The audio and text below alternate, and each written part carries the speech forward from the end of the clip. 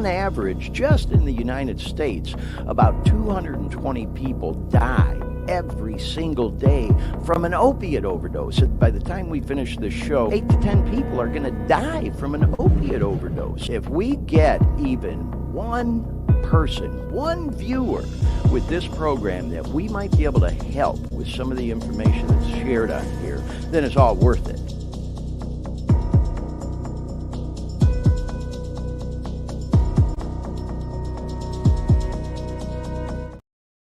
Hey everyone, Glenn Victor here. Welcome to the Dare Me podcast. We're so glad that you're tuning in with us today. It is episode 26 of the Dare Me podcast, and we've got a great episode for you today. Paid a visit this past week to a great event here in Sacramento, California, where we're coming to you live from right now, called Recovery Happens. It was the 31st annual Recovery Happens event held at the California State Capitol here in Sacramento. And when I was at the event, I walked through all the expo areas and checked out all the cool booths and vendors that were there. I got some great interviews with some folks that we're going to show on the program today. We're even going to have a demonstration of how to properly administer Narcan, which of course is the antidote for someone who may have an opiate overdose, an opioid overdose. So you want to stick around to see that. Also met with a state senator who is sponsoring a bill to hopefully help with the opioid crisis and treatment area. We'll talk a little bit about that and hear from the senator in an interview that, in a speech that he gave at the event. So that's all coming up on today's program. We've got a couple of stories in the opioid news that we want to talk about. We've got some music news, some funny memes we'll talk about, and some shout outs too. So that's all coming up on the program today. Right now, we want to bring in our co-host and producer live from Orlando, Florida. There he is, Dean Baker. What's happening, Dean? Hey there, Glenn. Hey, how's things in Orlando, man? Is the weather starting to break, or you still got humidity there in Florida this time of year? Oh, it's still pretty humid, but it's definitely less than it was, or less hot than it was last couple weeks. I meant to ask you last week, and I completely forgot, bro. How'd you make out with that hurricane that passed through? I know it went further north, but did you get some of the bands in the Orlando area that came through? What was it called? Idalia? Was that the name of that one? It didn't really do much here. It just, for the few days afterwards, it kind of dragged a bunch of little microbursts through, right on. So we had some pretty, just pretty good rainstorms for the next like 3-4 days after, but for the most part, it was. Glad you dodged the bullet and just got a little rain. We want to definitely send our thoughts and prayers to all the folks in northern Florida there. My second hometown. If you're new to our program and may not know, I lived in Central Florida where Dean is right now in Orlando for 30 years. I've been here in Sacramento for almost a year, coming up on my California-versary, as we say. It'll be one full year, man, in just a few weeks that I've lived here in Sacramento. Of course, I have a long history with the state of California, going way back to the 80s. I've been all around this state, whatever that means to you, but an official resident of the state for almost a year, coming up in just a few weeks. But anyway, Dean, I'm glad you're here with us today. Thanks for getting us all prepared for the show today. We do have a bunch of slides and some really cool videos that we're going to show today, and Dean's been busy working on getting that stuff all ready for us for the last couple hours. Appreciate that as always, Dean. Before we get into the meat and potatoes of the program, though, as always, just want to do a little bit of an introduction of what the show's all about in case you're new to the Dare Me podcast. As I mentioned right out of the gate, this is episode 26, y'all. So we've covered a lot of ground, that's for sure. And I have told my personal story about my struggles with substance abuse disorder and addiction many times on this program. If you are new to the show, you can certainly go back and watch all the previous episodes where I touch on it every time. My favorite platform is the Dare Me Podcast YouTube channel. Although we're on several different Facebook pages, we're out there on LinkedIn. We're on what is now called X, used to be Twitter. We're out there on the new one, Threads. We're on all the things. You get the idea. But in any case, if you're new to the program and maybe even come across the recorded version, if you're looking for information about getting off of opiates like I was when I was trying to kick them, and you come across this particular episode of the show, zip on over to the Dare Me Podcast YouTube channel, and you'll see all 25 episodes that we've done already, and you can go through them and kill some time if you're kicking dope, because when you're trying to kick, I get it, man.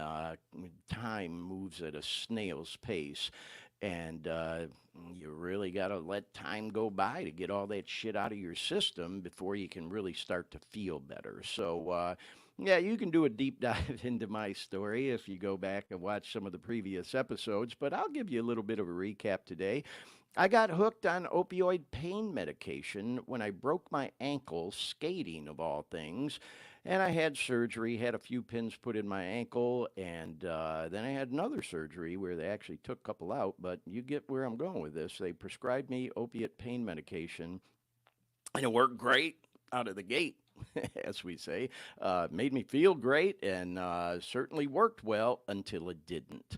I became physically dependent on that medication. If I didn't continue taking it, I would get sick, dope sick. And I was hooked on it for 9 years. And I went through them all, bro. I went through Vicodins, Percocet, Oxys, Demerol, Dilaudid. At the end of it, I was snorting heroin because I couldn't get the pills anymore, and I'd get dope sick, and I was hopelessly addicted to it. Trading shit with other people I knew that were using it, getting it off the streets. You get the idea. I'm not proud to acknowledge that. It is my story. It is what it is. I just decided to do this podcast and put it all out there to see if we might be able to help even one person, as we say in the introduction to this program. By the way, I see we got some viewers, some listeners, and folks in the chat room already. Want to welcome y'all to the show. Thanks, as always, for tuning in.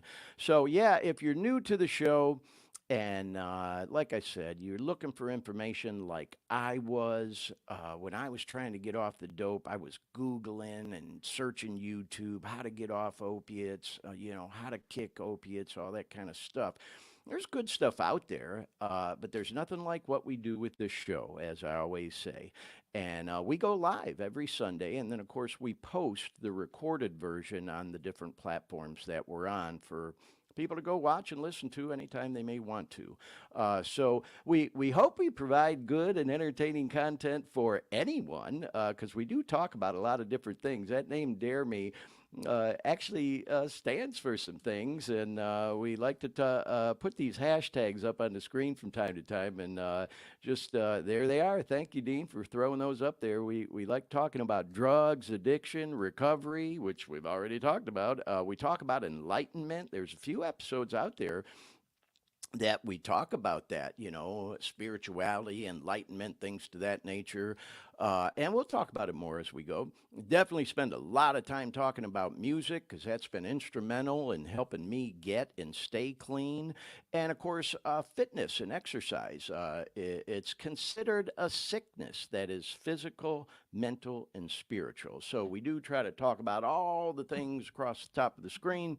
Today, we're going to focus in on certainly recovery and also addiction and drugs and things to that nature. But I attended this event, as I mentioned, called Recovery Happens 2023. It was the 31st annual one.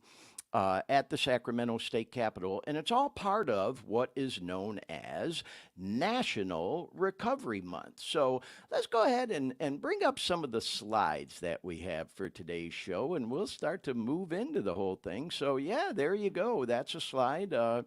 that we put together for y'all. Just, again, kind of reiterating what I just mentioned, that September is known as National Recovery Month. And so I attended this event, and here's, some info and a logo for it. It was just this past week on the 6th, and it was really interesting, and we're going to take a deep dive into it right now, y'all, and talk a little bit more about it and watch some of the videos. But, when we get done with that, stick around because we've got some cool shout outs we're going to do. We're going to talk about some music news, opioid crisis in the news. We got a couple little funny memes to wrap the show up. So that's all coming up. But right now, we're going to take a deep dive, like I said, into this event, y'all, and we're going to bring up our first video here. Let me just kind of go over. I'm working this in the chat room here and in StreamYard, y'all. Our first video is it's all about this event. And so I walked all around the state capitol, and I just really wanted to give y'all a feel for this event. So this first video is me kind of down on the sidewalk in front of the Capitol and what's known as the famous Tower Bridge here in Sacramento. And I actually filmed this one after the event, but let's give it a look and a listen, and you'll get the idea. Check it out. All right, y'all, so there's the famous Sacramento Tower Bridge, and it can be seen right here from the steps of the state capitol, where we are out here at the recovery event.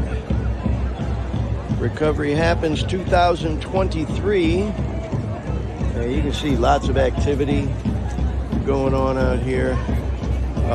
We walked through all those tents and saw all the booths and met with the different vendors and got some interviews with some really cool people about some unique services and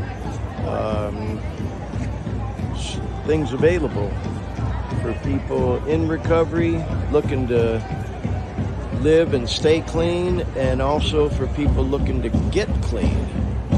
So yeah, that's it. Great event. All right, so you get the idea. That banging you were hearing in the background, by the way, there was a Native American group out there, Native Americans in Recovery, or whatever the name of it was, and they actually were doing like a little bit of a drum circle there, which was kind of cool. Might you say the natives were restless?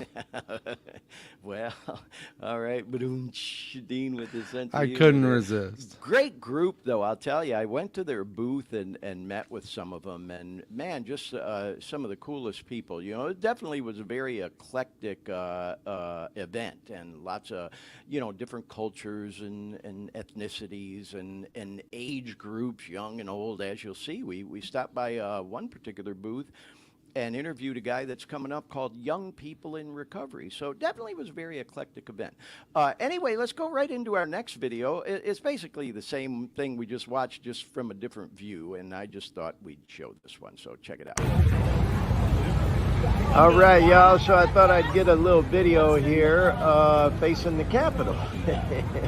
I did one facing the bridge starting off, and you can see here on the sidewalk lots of activity going on. They got cool food trucks out here. There's the bridge down that way, the famous Tower Bridge in Sacramento.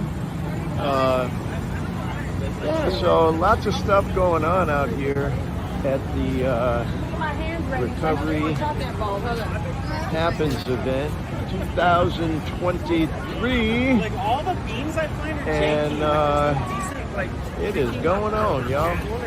So anyway, just thought I'd show you another little perspective of the event out here on the lawn of the state capitol of California. So there you go, folks. And keep in mind, I was out there quite early. The event started at 9 in the morning, so it didn't look real crowded in those particular videos, but it definitely got crowded at various times throughout the day. I mean, it wasn't like packed bumper to bumper, elbow to elbow or anything, but at different times it kind of fluctuated. We're going to go into this next video now, and this was like the kind of the beginning of the day.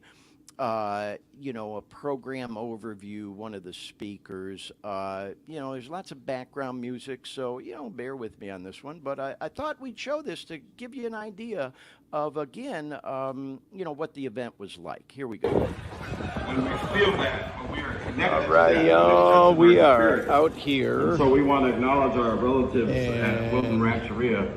And I'm going to offer this blessing. Just thought I'd and get in our language, we just say footage. tuta, this tuta song, which is like saying, I'm going to going bless on. this ground that we're See, on. We the sing these event songs is, in preparation of our definitely ceremonies.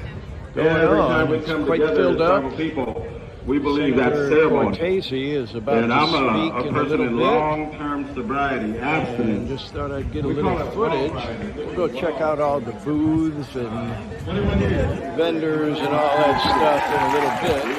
If we do it, so in get our some way, footage we will of be found this a thing God starting of our out. understanding. Here we go. So where we All right, y'all. So, you get the idea. It was really a cool event. And, I really thought it was a great idea to show all this on the program today because, as we've talked about on this program many, many times, one of the biggest stumbling blocks for people who get hooked on whatever kind of drugs or dope it is, when they want to try to get clean, is this whole fucking stigma. There's this stigma attached to it, like, oh God, what are people going to think? Oh my God, I can't come out of the closet and let people know that I got hooked on this or that or the other, or I'm an addict. God, to use that word addict for some people is like, just fucking, beyond their comprehension for some people, especially from, I think the professional world, which we've talked about so much on this program. I really, not to, make what's the word I'm looking for? To make differences between different groups of people, I just will say, having worked in the business world and the corporate world and all that during my careers, I think it can be tougher for people, from the white collar and professional world to come out and acknowledge that they have a problem with using drugs, whatever it might be.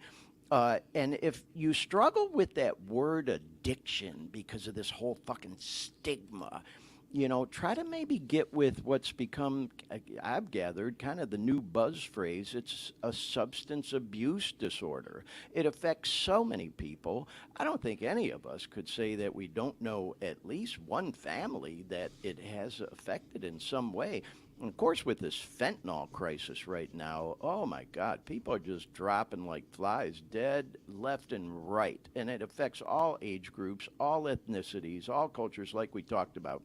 So where I'm going with that, y'all, again, is events like this. I just love stuff like this. It's the whole recover out loud thing, just like what we're doing with this podcast. I've said it on here before. It took a lot for me to put myself out there the way I have. I've got a long history with addiction and recovery, by the way. I started using as a young guy, not to get too much off into my story, but I did. I started using as a young guy, 12, 13 years old. It just seemed like everybody at that time was smoking weed, drinking, partying, at least the kids I knew, and that shit went on for me till I was like 25 years old. And then I stayed clean for almost 17 years. I had a horrible relapse. I was just going through some shit, and I wasn't doing the daily maintenance and, the work you need to do to stay clean. And I relapsed. And then I got clean again, and then I broke my ankle and got hooked. But the point I'm making is, it was very difficult for me out of the gate to put myself out there like this. But now I wouldn't have it any other way. 26 episodes in, I don't want to get into a long laundry list of all the feedback we've gotten and people we've heard from since we started doing this show, just thanking us for what we're doing and being our biggest cheerleaders to keep moving forward with it, So the point I guess I'm getting at with this whole thing again, y'all, is I just think events like this are great for breaking down that stigma, man. There's nothing to be ashamed of if you develop a substance abuse disorder, a drug problem, an addiction, whatever the fuck you want to call it, You got to do something about it or it can kill you, And so being open about it is not easy at first. I get it. Relationships will change, but those that really, truly do care will stand by you no matter what. And you'll find you'll make a whole group of new friends that really do want to do what they can to help you as well. So anyway, with all that said, y'all, come down off my soapbox. Let's do the next video. Actually, you know what, Dean? I want to show this picture first of me and the senator. This is Senator Cortese here in California. And he is a great guy. Well, that was another slide about, I'm looking for the picture of me and the senator. There we are. Okay. Yep. This is Senator Cortese here in California. And he did a speech at the event that we're going to hear a portion of in just a moment. He's got a bill in the Capitol there that he is pushing for to make it more difficult for health insurance companies to basically boot people out of treatment.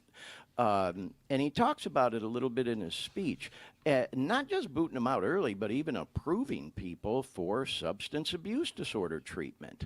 Now, I will say, y'all, I'm a cynical person. I've been that way my whole life. And I'm always looking at somebody's angle. Like, what's this person's angle? What's this agency's angle? What's in it for them? Are they really sincere about what they're doing and all that shit? And we've talked on this program about the drug treatment industry. And it is an industry, a billion-dollar industry. Go back an episode and two and watch and listen to what we talked about having to do with the Jamie Daniels Foundation. And if you're not familiar with the Jamie Daniels Foundation, I highly encourage you to Google it, go to their website, and read Jamie's story. Man, this young guy who was struggling with substance abuse disorder got a hold of some of them bullshit pills, man, laced with fentanyl, and OD'd and died. And God bless his family. They formed this foundation. We talked in depth about it on our last episode, y'all. But they tell the story of him and his involvement with the treatment industry and how things didn't go the way you might think they would. And let's just put it that way. I don't want to get into the long story about it, but what I'll say is, and I talk about it in some of the videos we're going to show today, you really want to do your research on whatever treatment agency you may choose to use if you decide to go into drug treatment. You also want to do research if you're trying to help someone, your son, your daughter, your husband, your wife, your mother, your father, your friend, your colleague, your coworker, your employee, whoever the fuck. There are a shit ton of great ones out there that are legit. There's also some that maybe not so much, so do your research. And anyway, where I'm going with the whole thing is, when I heard the senator speak, being the cynical guy I am, and read about his bill and all that stuff, I thought to myself, okay, what's his angle? Is he getting PAC money from the treatment center, the multi-billion-dollar treatment center industry, to sponsor a bill like this, to put pressure on the insurance companies, to fund, treatment for people wanting it? And quite frankly, I'll be honest, y'all, I did not do the research. That's all public information, but I didn't look it up. What I will tell you is he seems like a really nice and legit person who gets it. He does get, this whole opioid crisis that's going on and the whole drug treatment, concept. Is that the right word? The whole drug treatment industry and all that. He understands it. And, I really believe the guy is sincere. And as I've said before on this program, I don't get into politics on here. Certainly I have my opinions on various political issues, but I don't want to alienate anyone. I don't even fucking label myself. I am definitely not going to label myself a Democrat, a Republican, a conservative, a liberal, whatever the fuck. Do you? For me, I am more of an independent. It depends on the issue. It depends on the person, the candidate, whatever you want to call it. It depends. Our so-called two-party political system is all a bunch of shit, if you ask me. And I'm getting a little political there, but the point I'm making is, I don't judge people based on their party.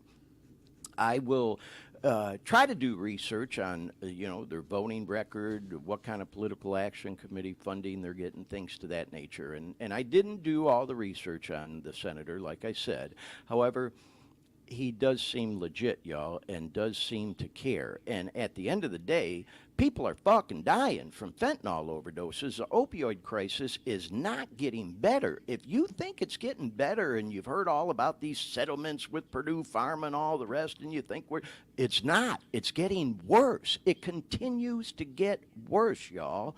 And so, when I think about, the treatment industry and guys like the senator that are trying to do something about it, I pay attention. And it does seem like this guy really does care. And there absolutely is a need for legit drug treatment centers, rehab, whatever you want to call it, to be available for people seeking help.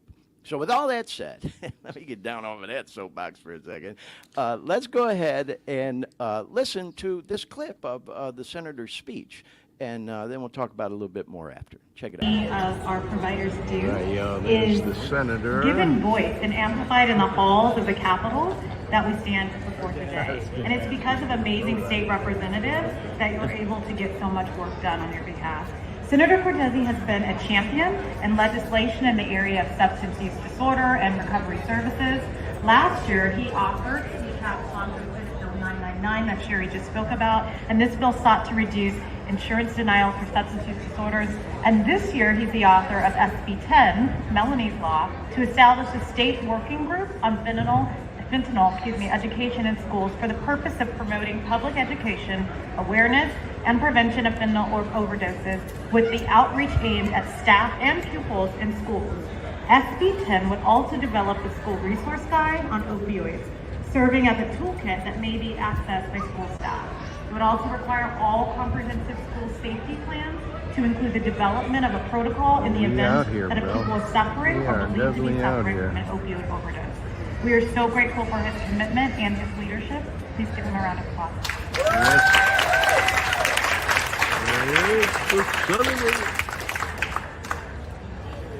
Well, thank you very much for the warm welcome. It's great to be here with all of you, and I'm proud to work with all of you on the issues close to home for all of us. And we're happy to see you here in Sacramento today, and hopefully you'll be back one day at a time. You're all about pushing for top-notch practices, of course, and ethical standards in substance abuse programs and amongst professionals. I'm deeply grateful for your dedication to improving the lives of the people that you serve.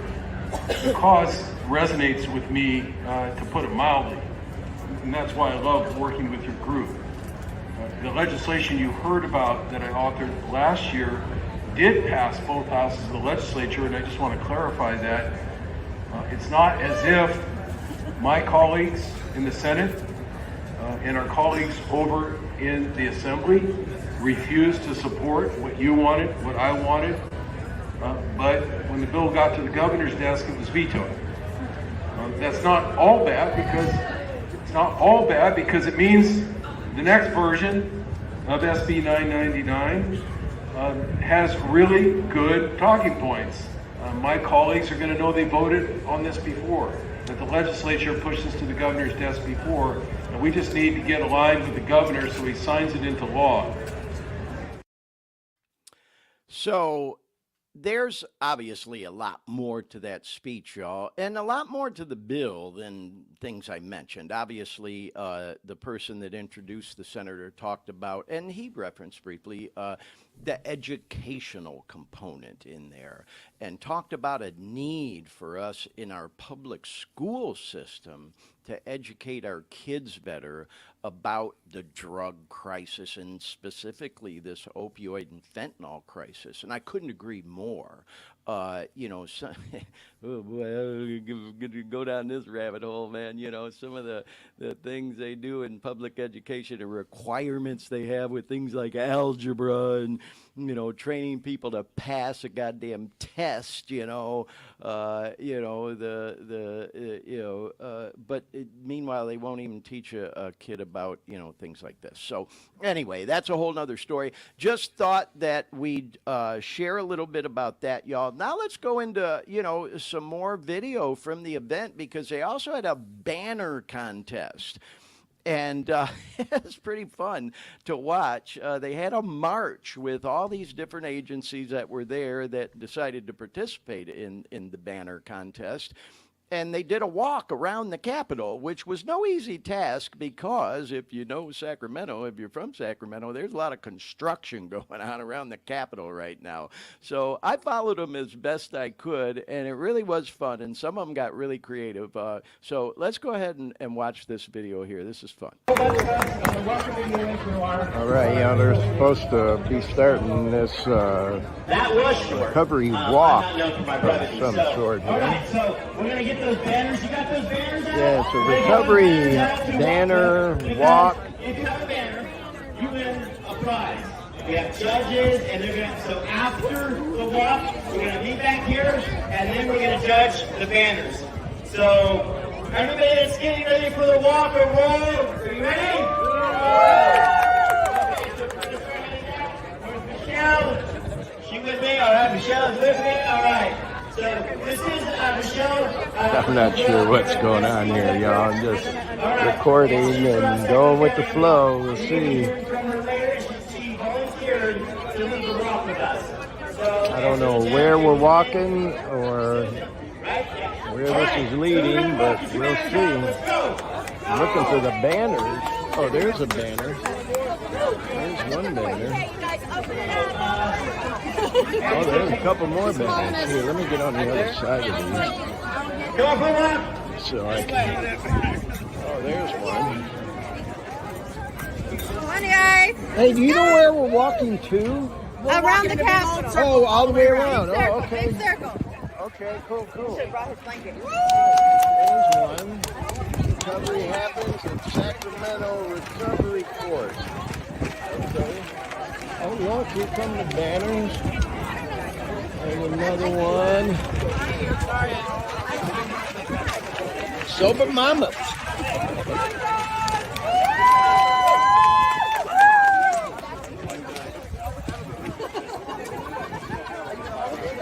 There you go. Yeah, pull that out. There you go. Options for recovery.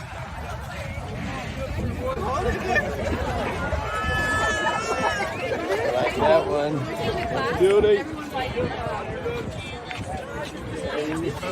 Definitely got some treatment centers out here doing some advertising, but that's all good, man. You know, just got to make sure they're legit. So, okay, we're going to walk a little bit. I don't know if I'll record this entire walk around the Capitol. There is construction going on out here, so I don't know how in the world we'll be able to go all the way around the Capitol, but clearly we're making our way. Oh, there's Judy in the very front. Along some type of path. There's some other stuff going on out here too. I saw some news reporters that were out here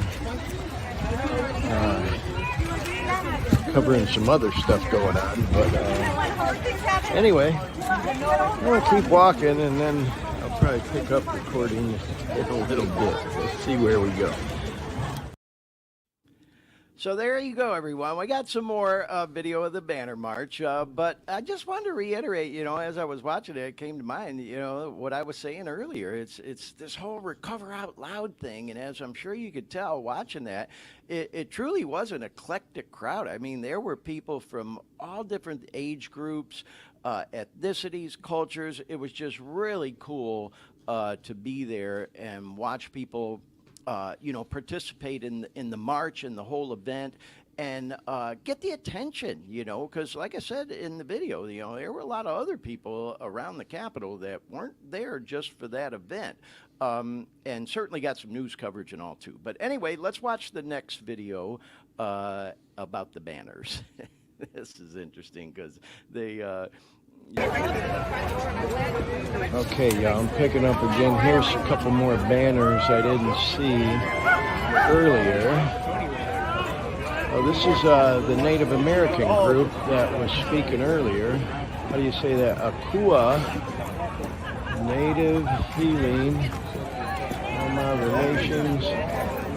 There's another cool-looking banner. They worked hard on this one. Look at that one.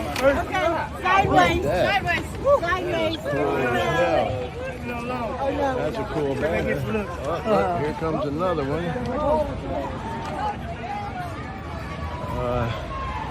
Yeah, I'm surprised I haven't seen any. Hey, can I see y'all's banner for my podcast?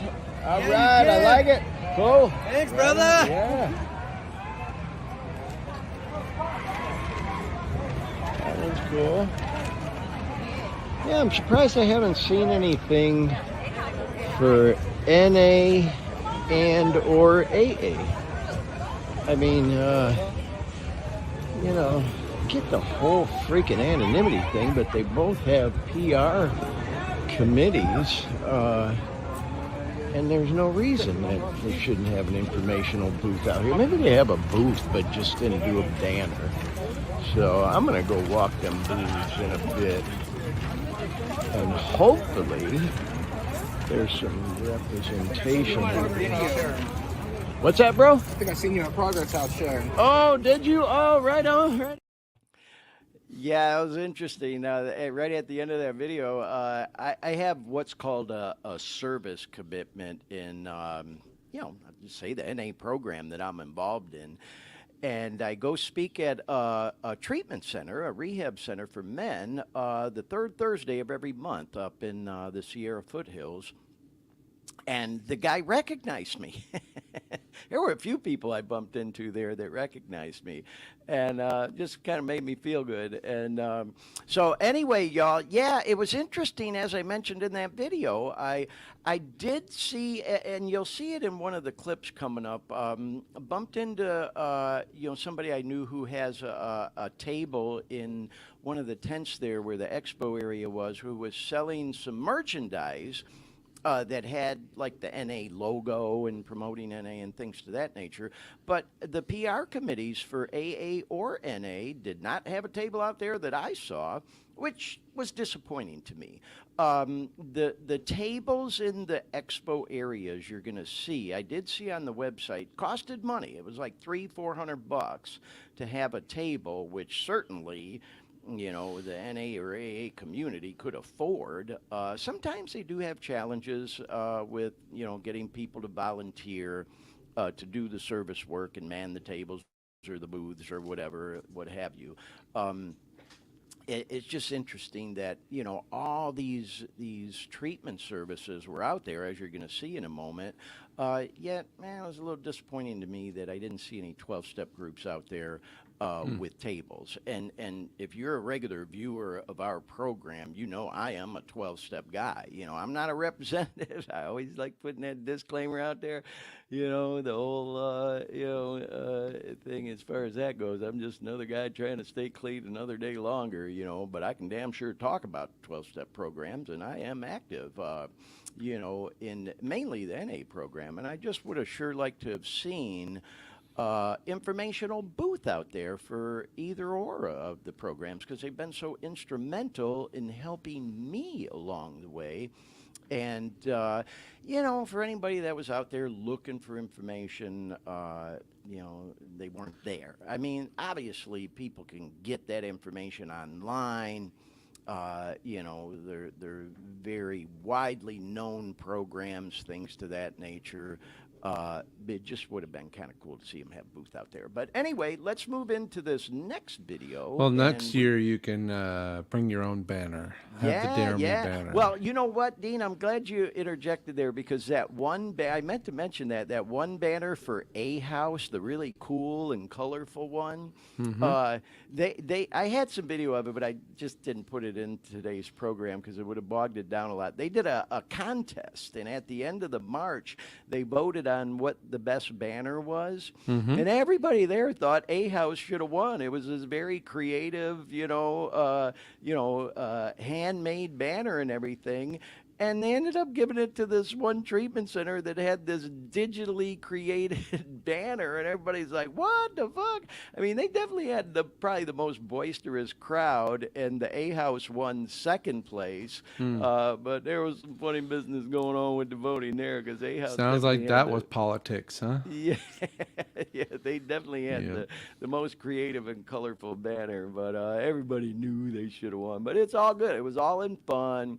And all for a good cause, and of course, all that stuff. But anyway, let's watch this next video, y'all, and then we're going to start to get into, me walking through the expo area, some of the booths. And then don't forget, I mentioned it at the top, if you're just joining us, we're actually going to see a couple of training videos, and it don't take long, just a few minutes. A guy goes through, really cool guy I met, how to administer Narcan properly if somebody's having an opiate overdose, and also how to test drugs for fentanyl with fentanyl strip. Those are coming up real soon, y'all. So anyway, let's move along with the videos. Here we go. All right, y'all. So here's another banner. Oh, we filmed that one earlier. I'm back recording again. You know what? I'm going to go this way and start recording some of the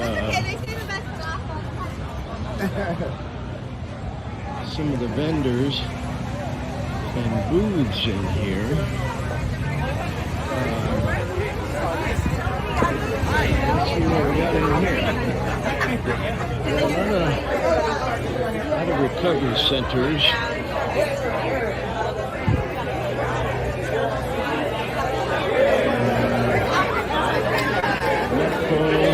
Jokes Hospital, Alpha Oaks Cornerstone, Sac Recovery House, Inc. There's the court booth. They were out at that fentanyl summit I went to.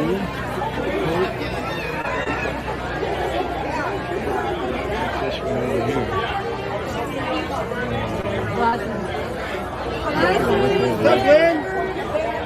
Hey, what's up, bro? Good, bro. Good to see you, man. Yeah. We out here. Yeah. I was hoping there'd be an NA presence here of some sort, Cool.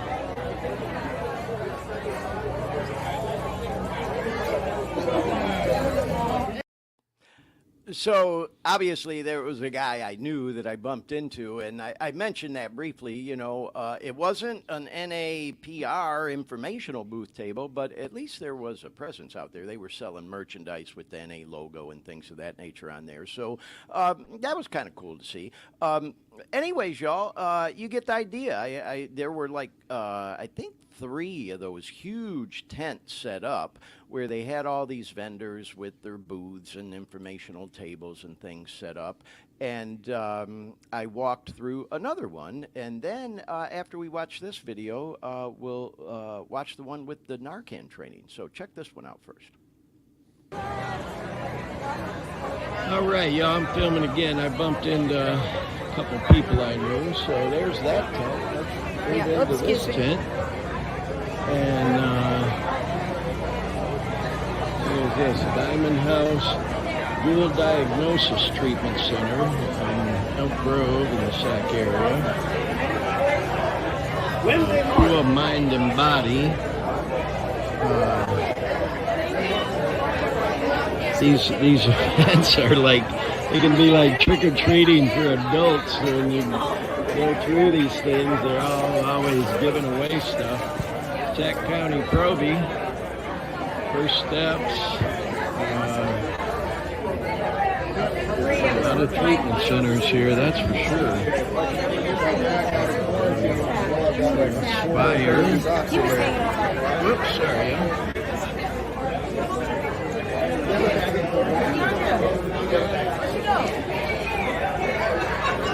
Some faith community tables.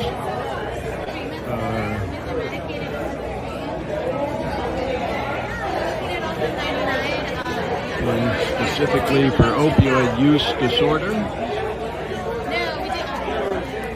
All kinds of beads. Bridges.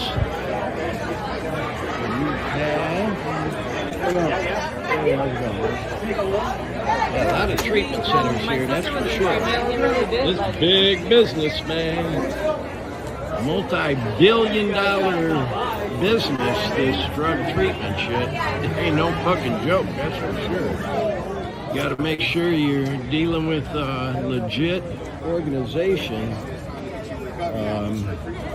Kind of like what we alluded to with the whole Jamie Daniels Foundation. So there's another one over there. Looks like they're still walking with the banners because I don't see them back out here where the center of everything was earlier. Oh, look at this, Ross.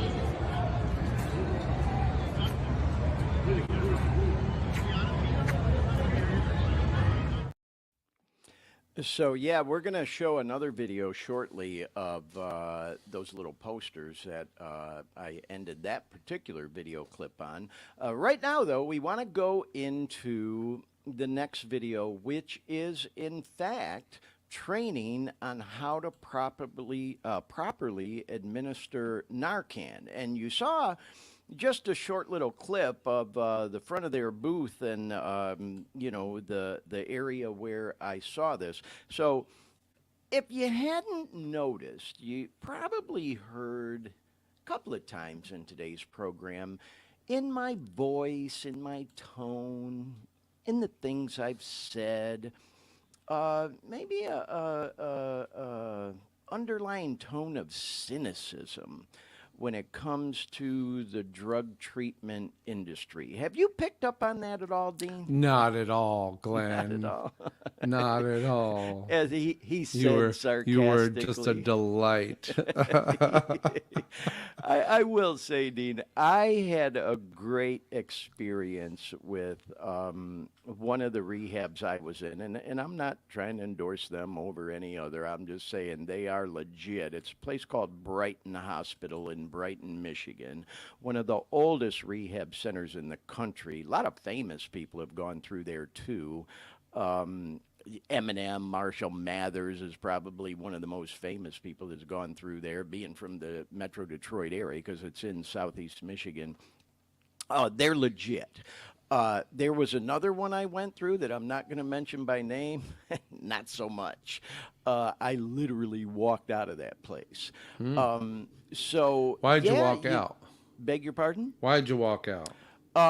Well, it's a long story. What I'll say is they were not very sympathetic to the withdrawals I was going through. They had a curfew in place where you couldn't even leave your room past a certain time. Oof. And oh yeah, I wasn't having it. And when I first checked in there, I was so strung out that I ended up sleeping for 12 hours, and they let me sleep, which I get. You know, they want you to sleep through it. I'm sure they were probably checking my vitals. But the point I'm making is I fucking woke up at like 10 o'clock at night after sleeping for 12 hours. And there was no doctor or nurse on staff at the time, just the people up front, the receptionists or whatever you want. God bless them.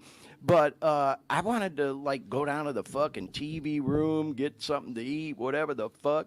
I'm like, and then the withdrawals were really starting to kick in, and they had nothing for me. Nothing. And then they told me I had to stay in my room, which was almost like a prison cell. The fucking walls were made out of cinder blocks. I mean, they were painted cinder blocks. I'll tell you, man, that fucking place, I never should have went in there in the first place. I was, like, pretty fucked up at the time, but, I was persuaded by people who, thank God, love and care about me, to go in there. But it was not a good experience for me. And so, but I will also say this, Dean, that place does have a record of helping a lot of people. It just didn't work for me. So everybody's different, some people need that country club kind of place. Some people need that fucking rough place down in the hood where there ain't no pampering, man. It is we're down in the trenches, as they say. So it just kind of depends on the person. It's like, I even think about, this program in that regard and how we put that content warning on the front end that we use strong language. Well, it's kind of sort of by design, folks. If you're reading between the lines, when somebody's struggling with addiction, they don't sugarcoat many things in the things they say. So sometimes you got to get down to the level of the people you're trying to get through and help so that hopefully they can relate to you and what you're talking about and saying. And so, yeah, man, we don't hold any punches or sugarcoat anything on this show in terms of the language we use and even talking about specific drugs. We're not trying to trigger nobody, but if us mentioning specific drugs is a trigger for you to go out and use, your problems are much bigger than anything I could help you with. So in any case, though, yeah, like I was saying, I don't mean to be cynical toward the treatment center industry. All I'm saying is do your research if you're thinking about going into treatment. I also highly encourage you to do your research on the 12-step programs as we talked about. So with all that said, y'all, I will say one thing I just loved seeing is there were a lot of booths there. Dean, if you give me a close-up here on the camera shot, I got a little show and tell. Yeah, they were all giving away Narcan, and I just thought it was awesome because this is so timely. If you follow this in the news, y'all, you know that Narcan was made available for over-the-counter purchase without a prescription just this week. And it ain't cheap, y'all, for 2 doses, a 2-pack. This box right here cost you around $50. And they were giving it away left and right, as you're going to see in some other videos. And then they even had this one, which is the 8 milligram. And I hope I'm pronouncing it, excuse me, sorry, y'all. I hope I'm pronouncing it correctly. It's called Cloxido. And you can see it's another brand, if you will, of Naloxone, which is, Narcan, basically. And it's the antidote for somebody that overdoses on an opiate. So they were giving both of these away on just about every other table you went through the expo. And, it was great. I got several of them. Obviously, I got a couple there. And so I came across this booth for this agency called End Overdose. And I got a bunch of their stuff here that I want to show y'all. And I met this really cool guy, Anthony Benuelos. Anthony, if you see this, I hope I pronounced your name correctly. And I got a couple videos with Anthony. He's going to do the Narcan training for us right now. And then I'm going to talk a little bit more about the agency. And then he's going to show us how to use these fentanyl test strips. So this video is only about 3.5 minutes long, y'all. It doesn't take long, but let's give it a look and a listen. And then we're going to talk more about the agency End Overdose. They're legit, y'all. They're the real deal, doing good work that's saving lives. Check this out. So today we're going to learn how to identify and respond to an opioid overdose. Now we're going to do this in 4 steps, okay? So step 1 is right here. We're going to recognize the signs and symptoms. Now, the three I want you to pay attention to are on this board. Now, this is also known as the opioid overdose triad. These are the three most common signs and symptoms of an opioid overdose. Now, these three signs and symptoms are pinpoint pupils, shallow breathing, unconscious, and unresponsive, okay? Now, pinpoint pupils. Now, a lot of us have a light source on our phone, right? So if I check these pupils, now, a normal reaction to light is they're going to constrict a little bit. There'll be movement, right? Now, if this person's experiencing an opioid overdose, if I check these pupils and they are non-reactive to light and pinpoint, that's a bad sign, okay? Now, breathing. A typical adult breathes 12 to 20 breaths per minute. Anything under 12 breaths a minute is considered respiratory depression. This person's in trouble. So to check for breathing, we're going to stop, look, and listen, okay? So we're going to tilt the head back. We're going to stop. We're going to look at the chest at an angle. By doing so, we're better able to see the chest rise and fall.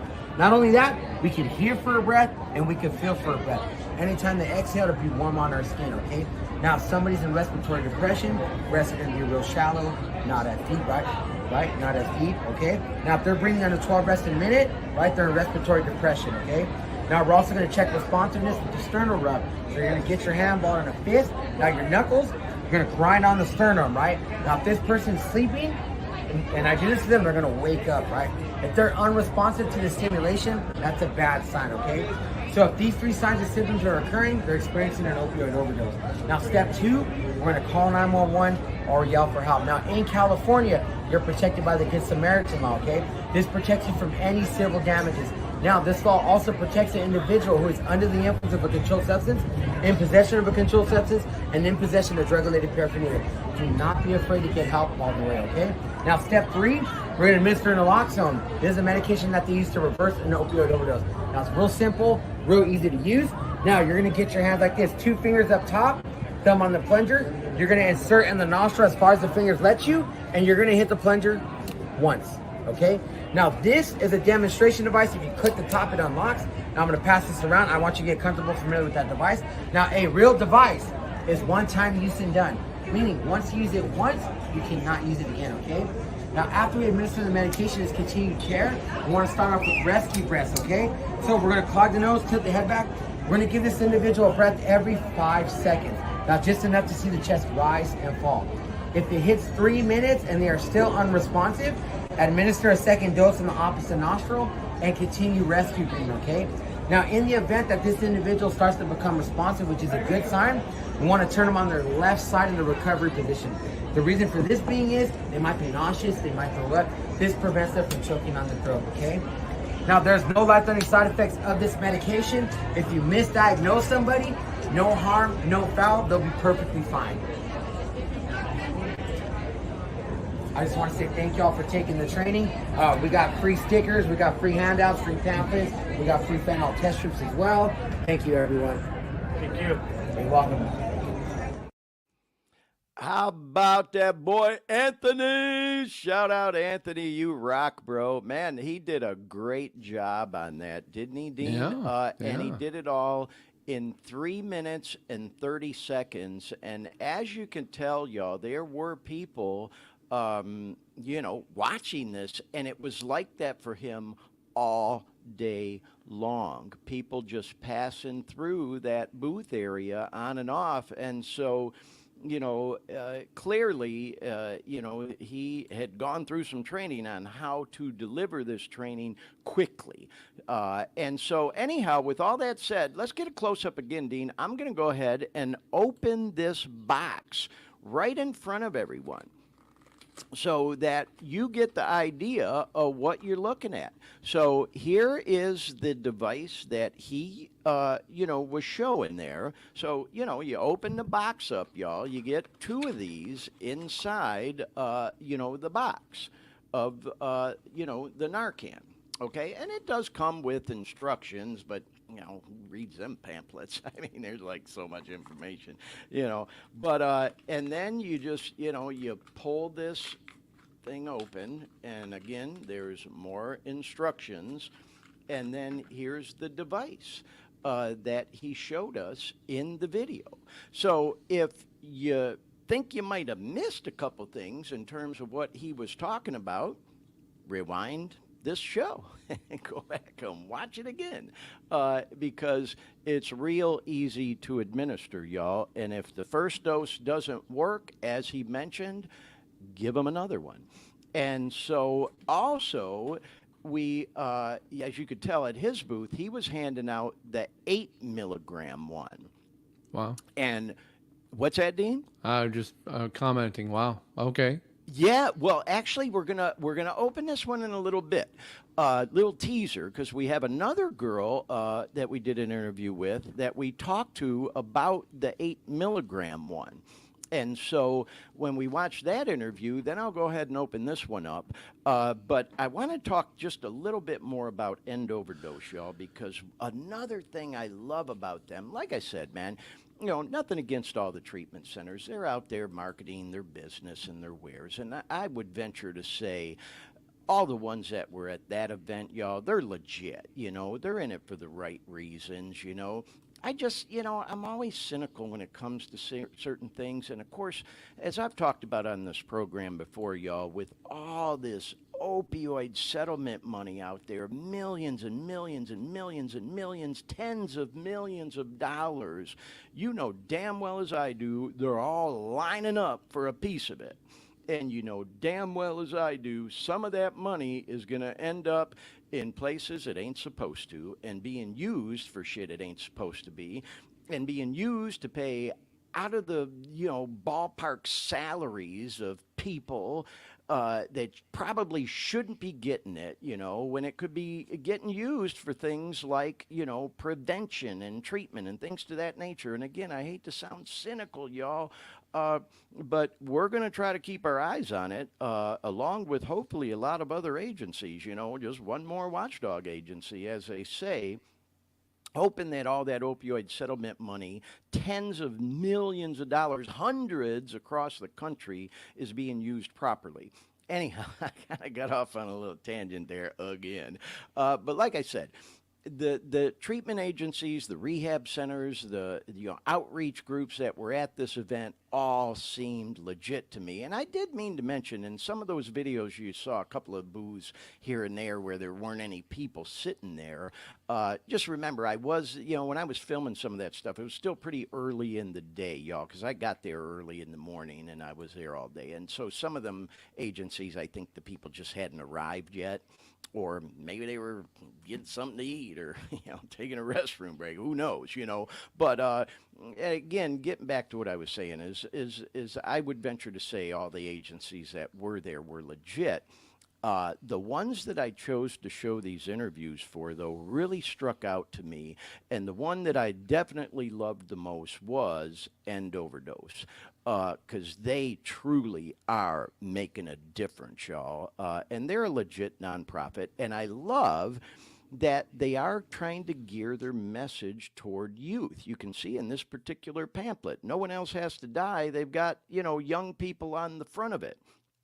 And then Anthony mentioned they have stickers. So we've all heard about the ads that Camel Cigarettes was called out for, gearing their little cartoon characters toward kids. We've heard about the vape industry and how they were gearing all these, you know, flavors toward kids, you know, fruity flavors and all this shit, you know, and I believe there's, you know, definitely some truth to all that.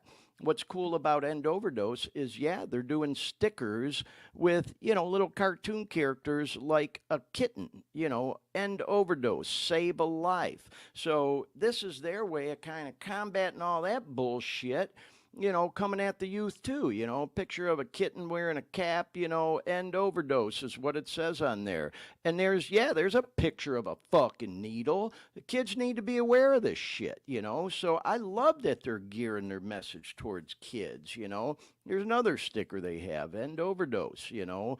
Love it, you know. This one is kind of cool. It says, I don't know if you can see that. Let's see if I can get it up there. It says, hot girls carry Narcan. Hot girls carry Narcan. So fucking cool as hell, man. You know, I love that this agency is doing the cool stuff they are. Then they had cards with these little comic book stories and characters on it. So, you know, when we talk about an agency trying to gear their message to the youth, I love it. And then they had this as well, this little flashcard, you know, first aid flashcard for, you know, somebody, going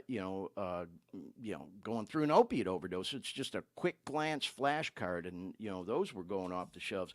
Had another little sticker, end overdose, you know. So anyway, y'all, not to belabor it, but they were my favorite agency out there. There were a lot of other good ones, but I just loved what they were doing, and I spent quite a bit of time there talking with that boy Anthony. Anthony, again, if you see this, bro, you rock, man. Thank you for spending as much time with me, by the way, as you did as well, if you see this. So let's watch one more video with Anthony, and we're going to move on to the next agency, which is a pretty cool one called Recovery Cafe. And we'll hear briefly from the gentleman that I met at that booth. But right now, this is another video from Anthony and End Overdose talking about fentanyl strips and testing drugs for fentanyl. If somebody's using and you get some shit off the street, or even, you know, maybe you get some pills you think are legit from God only knows who, you know, it would even be a family member, you still want to test that shit. So anyway, let's give this one a look and a listen. All right, y'all, we're out here with Anthony Banuelos from End Overdose, and we just, Anthony, saw that awesome training and demonstration you did on how to administer Narcan, bro. That was awesome. So, wanted to give you an opportunity first to tell you a little bit about your organization, then you're going to teach us how to use a fentanyl testing strip. Absolutely, absolutely. Tell us about End Overdose. End Overdose. So End Overdose is a 501c nonprofit organization. We're based out of Los Angeles, California. Right. Now we're working to fight against drug-related overdose deaths through education, medical intervention, and public awareness. Now, education, we educate individuals on the signs and symptoms and also the steps to take. Now, the purpose of our training is to get you more comfortable, more confident with taking action to save somebody's life. Right? Absolutely. Now, medical intervention, right? Now, we cover the Good Samaritan law. We encourage you to seek medical assistance, right? We need to get this individual to a hospital where they can be properly monitored, okay? Now, we also distribute Naloxone, the medication that they use to reverse an opioid overdose. So if you know anybody that could benefit that needs Naloxone, they can get it free on our website, www.endoverdose.net. You could also check out our IG at end.overdose. And public awareness, like we're destigmatizing this conversation. This is something that we need to talk about in our society. You know, fentanyl is such a prevailing substance in our society nowadays, and they're lacing a majority of substance with it. So we need to talk about this. We need to be vocal. We need to spread these resources is what we need to do. Shit almost killed me, bro. I got a hold of some of them bad pills when I was using, you know. But so anyway, like you were saying, man, what you just, you know, demonstrated. Whoop, I'm doing it the wrong way here. Okay, over here. Yeah. You demonstrated, bro. Helps a person to feel like more in their own element if they ever do have to administer the stuff. So tell us about the fentanyl test strip, though, if you would. Now, our fentanyl test strip, we offer this as a preventive measure. Basically, you know, take, for instance, someone's written a prescription to opioids, right? Right. Now, say I run out of prescription. How many times have we asked a neighbor for some pills, like, hey neighbor, hey, my back is killing me. Or just flat out buying them off the street from a plug, you know? Absolutely. And maybe somebody that's a first-time user, somebody that's like an addiction, that's not an active fentanyl user, right? Now, we want individuals to be safe. It's kind of, we want individuals to kind of be responsible in a sense, preventive measure, right? I'm not an active fentanyl user, right? I just want to take whatever it is I'm taking for it to be. Right now, these are real simple, real easy to use. I guess I'll demonstrate how we use this right here. Okay, I don't have any bottled water, but we don't have no water right there, so we got no substance. But if it's in a pill form, we encourage that you crush up the whole pill, and mix it up. You'll need like a bottle cap of water, some water, and this test strip right here. You're gonna dilute 10 milligrams of the substance, real small amount, around the size of a matchstick head. Real small amount, and I'm gonna open this up. Go ahead. Let's show it. I love this, man. It's, you know, again, I think just by watching this will help our viewers to feel more in their own element if, unfortunately, they ever have to, you know, deal with something like what we're talking about. Yes, sir, absolutely. Okay. Now, the test strip's going to look like this. Now, the blue end, after we dilute our substance in the water, right, dilute it, let it dissolve, you're going to hold the blue end of the test strip, right? You're going to dip in solution for around 30 seconds. You'll see it soak up into the strip right here. Right. Now, when you take the strip out, right, it'll have a reading on there, right? Now the reading's on the back. You're gonna have two red lines. It's negative, there's no fentanyl in there. One line, there's fentanyl present, you got a bad batch, you probably shouldn't use it. This is similar to like the COVID test or whatever, you know? Yeah. So, yeah, man, I the way you say you probably shouldn't use it, don't fucking use it. You shouldn't use it, you got a bad batch. Yeah, for real, don't. But hey, bro, thank you so much, man, you're for welcome. what you guys are doing here. Tell us your connection with Mobilized Recovery. What's that connection there? Yeah, so actually we went on tour with Mobilized Recovery last year. I forgot the amount of states we were, but we were present with them last year. We distributed over 10,000 intramuscular naloxone kits across the U.S. So we toured the United States and distributed naloxone all across the U.S. last year. Wow, awesome. Well, thanks again, man. Appreciate you. I appreciate you. Rock. Thank you. Peace. All right. Wow, man. Did you hear what he just said, Dean? They distributed over 10,000 doses of the Narcan, man. How cool is that, the dude is legit. And then let's get another close-up, Dean, because I do want to show the back of this. There was some glare when he was doing this is the fentanyl test strip package. And here is the back of it. And you can see it. There's still a little glare, but you can see better that strip with, the two lines underneath and the one line up above for positive and negative. And then there's a barcode. I'm trying to hold it steady, so if you were interested, you could certainly scan that barcode for more detailed information. But anyhow, y'all, I just thought it was great, and I certainly got some of those that I've got on hand that, I could provide to anyone if they wanted them. And I was just going to the End Overdose website. Or go to the End Overdose website. It's pretty cool. It's a .net, endoverdose.net. They've got this commemoration garden. Have you seen it? No, that I didn't see. You want to take a look? I can bring it in. Yeah, let's bring that up. Okay, so hold on. I'm just going to add What is it, like a memorial? Yeah, I'm just going to add the screen. Hang on. Let me go with the entire I appreciate screen. you doing that, Boom, Dean. Yeah, I was share. just, not to make excuses, but I just was doing so much prep for today's show that I didn't get really or take the time to do a deep dive into their website, So the site works really nice. It looks get pretty, certified free Naloxone, get fentanyl test strips, commemorative garden, support us, and go into the site, and it's Wow, isn't it crazy Here, the I kind was of saying numbers they're hitting? 10,000. They've distributed over 81,000. Wow, bro! Yeah. I'm so glad you brought this up, Dean, because like I said, I hadn't looked at this. Yeah, it's pretty good. Talk about the services, all the people, their team, which you've already met some of these people. Oh my God, they're the real deal. They're really kind of doing it. They got a store. Here's the garden, and I'm gonna I've already loaded on another page, so I'm gonna jump to that other page. Yeah. So this is where it starts, and I'm gonna scroll, and it's stones bear their weight, mourn. Silent echoes in white light. Is this? So I'm just kind of scrolling with my mouse. Petals fall too soon. End overdose. This is really kind of neat. You go in here and remember those who have lost overdose and enter the garden. Powerful. And when you enter the garden, at the bottom you can't see it because of the StreamYard thing is there, but it says add a name, so you can actually add a name of somebody to this.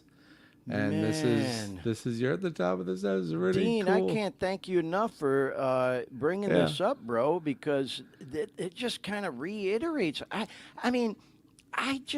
had this sense after meeting Anthony and watching his presentation and hearing more about the organization and reading the brochures that this place is legit. And now watching what you just pulled up, reiterates that with me that much more. They're the real deal, y'all. They are not just helping people, but literally saving lives. And I'm so proud that I was able to meet with Anthony and learn more about the organization and share it with everybody.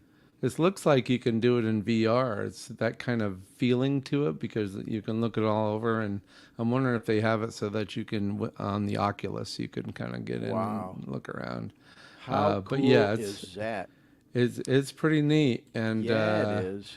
I'm still having, I guess I have to add a name to do something, but if I were to add a name, it's going to open up, and then I get it, and hopefully we would never have to add a name. But you know what, man, what a unique tool to help people heal, because this takes us in a whole nother direction almost with the whole thing that when somebody dies of a fentanyl or any other opiate overdose, that person's dead and gone.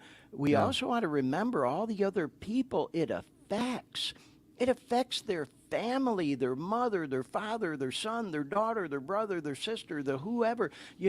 That was one of the things that I had to really come to an understanding of, even in my own recovery, is that it is a selfish sickness because we forget that it affects the people that love and care about us. And sometimes I talked about this with a friend of mine at a meeting, that sometimes when we're out there fucking up and we're using, we know we're fucking up. Our self-esteem goes so low because we feel like a piece of shit because we know we're out there fucking up, using, and all these things, And so we forget that people do love and care about us. And so, man, when somebody dies of an overdose, Dean, that is such a cool thing. I am so glad and so grateful, bro, that you did a deep dive into their website and brought this up and showed that to us.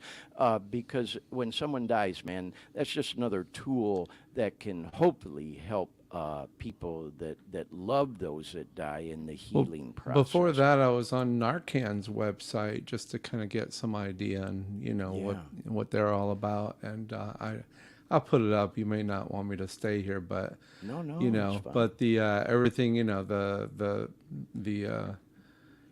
stuff you just went through. But one thing I did notice over here, safe to use even if opioids are not present. Which is, I don't remember hearing that. So if you misdiagnose somebody, it is safe to use even if they're not. No, that's ODing. Talked about. Yep, absolutely. I must have missed that so part. if you're, as you just said, if you're suspect that someone did, ingest some opiates and they're unconscious, and you give them the Narcan, but they never did take any opiates, it can't hurt them. It can't hurt them at all. Right. So that was kind of that's kind of good to know, and I think that alone has to be because people are just so afraid of. I don't want to hurt the person, Yeah, I was also very happy to hear, as I'm sure you picked up, Anthony talked about, the Good Samaritan law and things to that nature. If you come across somebody, y'all, and you think they're suffering from an opiate overdose and they're unconscious, by all means, do everything you can to help them, and hopefully you'd be able to administer some Narcan. You don't have to worry about any type of prosecution or anything. You're protected under the Good Samaritan law. But Dean, you rock, bro. Thank you so much for sharing that information with us, So anyway, shout out once again to End Overdose. Go check them out online, y'all. It's .net, endoverdose.net. .net is, usually, for nonprofits, and they are legit, y'all. So check them out. Now we're going to move along to this next video because, as I've talked about, and as you saw, y'all, I walked the floor of these tents where all these booths were set up. And another one I came across, it definitely caught my interest for a variety of reasons that I'll talk about in a minute, but it's called Recovery Cafe, and the guy that was working the booth was so nice to me. and it's just a very interesting organization. And again, I love that it's kind of geared toward younger people that need a place to hang out when they're getting clean. You know what I mean? It's like young people like going out, like hanging out, doing stuff, but they don't want to go to the club where everybody's drinking and drugs are around and shit, but they, still like hanging out. And so let's hear a little bit about the place that's called Recovery Cafe. Okay, y'all, we out here in this tent again with all these cool vendors, and I came across what's called the Recovery Cafe Network, and this is a real cool organization. I was chatting with the gentleman here who's agreed to talk with us, and I'm sorry, what's your name again, bro? I'm Ken. Ken. Good to see you. Ken, tell us a little bit about Recovery Cafe, if you would. So Recovery Cafes, and there's 61 of them across the country right now. Wow. They're just safe community organizations, membership based. Membership is free, but when a member comes in, what they commit to is being drug and alcohol free, participating in their recovery, going to their support groups, and just giving back. So real simple. And then what they get is support groups, meals, coffee, sober activities. So it's not a treatment center. It's a place for mainly probably young people, I would assume, to hang out. Like a cafe, you have activities, I'm assuming maybe music and, open mics and things like that. Absolutely. So, not treatment, not a clinical program, but a long-term support program for people in recovery. Right. So, wow, man, this is so cool. Let me just show this. There's a little picture of some of the locations, and I'm going to grab some of these brochures. But let me ask you this. I'm just asking, bro. You said you're in 61 markets across the country. Right. So I'm just one of them guys. I wonder, well, where's the funding for this come from? Is it a franchise? Is it a nonprofit? How's that work? So each one of those 61 is its own local nonprofit. So there is, as a nonprofit, they got to do a lot of fundraising. Right. So I work for the network. Right. So it's not a franchise. It's a social licensing model. Yeah. So, but what the network provides is training in how to run a cafe and how to do the fundraising. Wow. So we provide a lot of support and training for local, small community nonprofits who choose to run a recovery cafe. Bro, I love it, man. I love it. Ken, thank you so much for talking with us, man. If people want to check out recoverycafenetwork.org, they can learn more. And find out how to start one in their community. Oh, I love it, man. I love it. So, hey, y'all, we'll talk more about it on the podcast, but there's that. And I'm going to get some of these brochures. Thanks again, Ken. All right. Shout out Ken and the Recovery Cafe Network. Yeah, man, I really enjoyed meeting with Ken and hearing about them. And as I mentioned before we started that video, I have kind of a unique, how shall I say, take on the whole thing. For all my friends back in Orlando, where I lived for 30 years, my program friends, and others too, some of y'all will recall, I was very involved in a club there that was called Club Soda. And it was a drug and alcohol-free nightclub, basically, coffee house, whatever you want to call it. I was the DJ there, and I invested a little bit of money in it. Man, we kept that thing going for about, I don't know, 7, 8 years. Me and this guy, Dan Brown, and there was another couple of people involved. Marvin, shout out Dan, Marvin. I saw we reconnected on social media. We need to catch up at some point if you guys see this. But, man, we kept that thing going for a while, but it always struggled, always struggled financially. We bounced around to a few different locations. But what I loved about it was exactly what I've been talking about, is it gave young and older people a place to go. And there was always those fucking stick in the mud people. Well, that's just like a fucking bar, Dude, fuck you if that's how you feel. I still feel the same way as I did back then. Fuck you. Young people need a place to hang out. Just because you get clean and sober doesn't mean you got to fucking sit home on the couch and fucking fill your face with Oreos and get a big belly watching TV. Get out and do some shit. Go to the gym, And like I said, young people like going out and meeting other clean and sober young people. And young people like to go to places that they can dance, where they don't have to be exposed to people drunk and drinking and hitting them on them inappropriately and drugs all around and shit.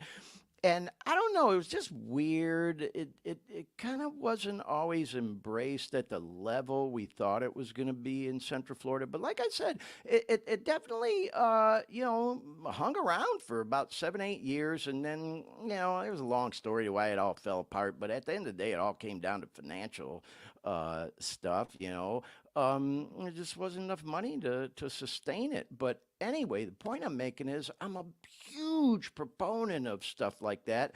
And for those that follow me on like social media and stuff too, I'm also a big proponent of what are known as the Alano clubs. It's kind of weird around Central Florida and Orlando area. There's clubs, but there's not like an Alano club. Out here in California, they call them the Alano clubs, which seems kind of strange to me, but that's what they call them. Not on the East Coast. They're called the Alano Club, kind of a play off the word Alamo, the last stand, the Alamo, you get it? But hey, potato, tomato, tomato, whatever the fuck. There's Alano clubs all around the country. God, I went to one in Maui, by the way, which shout out Maui, man. They're still recouping from the fires there. I posted something on social media about a month ago when the fires hit, man. The Alano Club there, everybody survived. No one got hurt or killed from the club. But they did suffer damages from the fires and stuff. And man, if you could just go to the Maui Alano Club online, and they have a donate button. Even if you can send them $5, $10, it all adds up, y'all. But anyway, I'm getting a little off topic. There's Alano clubs all over the country. There's one in Key West called the Anchors Away Club, Clubs like this give people in the recovery community a place to hang out. So I'm sorry if I sounded bitter for a second when I said, fuck, but we used to deal with that sometimes with Club Soda, where we'd hear people talk shit around town like, oh, that's just like a fucking bar, man. People hanging out, It's like, really, dude? Really? When people don't understand things, they tend to lash out at them, or sometimes people just have a fucking attitude. It's like, I never thought of it much different than going to Dunkin' Donuts and sitting at the fucking counter drinking coffee. So, it's all about perception, I guess, sometimes. You know what I mean? The Eastside Alano Club in Detroit. Best fucking home group in the world. Rock on, y'all. Shout out to all my friends at the Eastside Alano Club in Detroit. I literally feel like that place saved my life. They got pool tables there. They got video machines there. We used to have poker games in the back after hours, They have dances there. They have a counter where you can sit and socialize and meet people, drinking coffee, drinking soda, having food, snacks, whatever the fuck. There's tables, a big screen TV to watch games. What the fuck is wrong with that? Nothing. Everything right about that. And for some reason, man, I'll get fired up about it again, because I used to fucking get so irritated, man, when I'd hear people talking shit about what we had going on at Club Soda, man. We had live music, bands playing, karaoke, bingo. We did all kinds of shit, man. And so anyway, getting back to Recovery Cafe Network. I had no idea, y'all. They're in 61 locations around the country, and they're legit nonprofits. Ken was so cool. I showed y'all the short video, but we talked for a while, and man, what a great opportunity for not just young people. Obviously, it's a little more geared toward young people, really for anybody, to get out and socialize in a drug and alcohol-free environment. And I'll move on from this topic, y'all, but rock on Recovery Cafe Network. Dean, did I see you pulling up a website for them or something? Is that what you were looking at there? I can see down in the in the bottom of the screen there, kind of like you did with the And overdose one? Is that what you were doing there? If not, I no was worries. kind of doing a little different research, but right on. But yeah, Cafe Recovery Cafe Network. Anyways, y'all, I thought Dean might have been looking up their website. It's there. There it is. It is You want there? to see it? Do you Yeah, wanna bring see that it? boy up. Bring look that at that. thing up. There's- Let's check there it it out. is. Yeah, there you go. Recovery Cafe Network. Welcome to Recovery Cafe Network. And you know what? If you would scroll up against Dean, I've been saying it's all geared toward young people, but shit, most people in that picture look like a bunch I of don't old see fuckers, any. you know? Well, maybe one or two might be considered young. But Ken was telling me, definitely geared toward young people, and this picture here shows that it's older people too, So yeah, for all you old stick in the mud people that think, oh, it's just like another fucking bar, man, get with the program. This is 2023, not 1953 or 1935 or whatever the fuck. People like to have a place to go to hang out where they don't have to deal with a bunch of drunk fuckers or people getting all fucked up using dope or drinking, And so, God, I'd like to see a recovery cafe in every city, man. I'm really, this is the map of where they're all at. Is that it? Yeah, looks like a lot of the Washington area, and then Indiana is. Wow. Well, see, I didn't do a deep dive in their website either. I'm just still kind of fresh back from this event and got all this information and still want to do some research. Daytona Beach, and they got one in Daytona. Very and cool. Palatka. Palatka. Wow. There's a lot there in the Midwest there, and what is that? The Illinois, Kentucky. Yeah. Southeast Michigan area, or Lexington. Wow. Indiana. Well, hey, while Dean's doing that, y'all, you get the idea. Go to the Recovery Cafe Network. Just Google it, or they're a .org, which is also usually indication of a nonprofit, and check them out. And as Ken said, maybe you can even find out some information about how to get one started in your community. If that's Looks like it gets to Canada as well. Might be Vancouver interesting. is Very represented cool. up here. Yeah, man. I'll tell you, I sometimes think, as I've talked about on this podcast, and you and I, Dean, I'm retired from full-time work. I had not one but two careers, in my life. And, man, I keep getting recruited to come out of retirement. And if I did, to go back to work even part-time, this is the kind of agency I think I would love to work for, man, because I really, truly believe in this kind of stuff. Being a music guy and all, I just love people having a place to go socialize, hang out, have open mics, play live music, have a DJ, dance, whatever, socialize, mingle, I just think it's cool as hell, man. So anyway, all right. Well, hey, Dean, I appreciate you. Look, they got food going on. They help people out. It just looks like a real legit organization, y'all. And like I said, I did talk more with Ken while I was there, and just a good organization, y'all. They're legit. They're the real deal. So thanks again, Dean, for bringing that up. Let's go on to the next one, y'all. This is a short video. It's just about a minute and a half. But, I've been talking a lot about young people.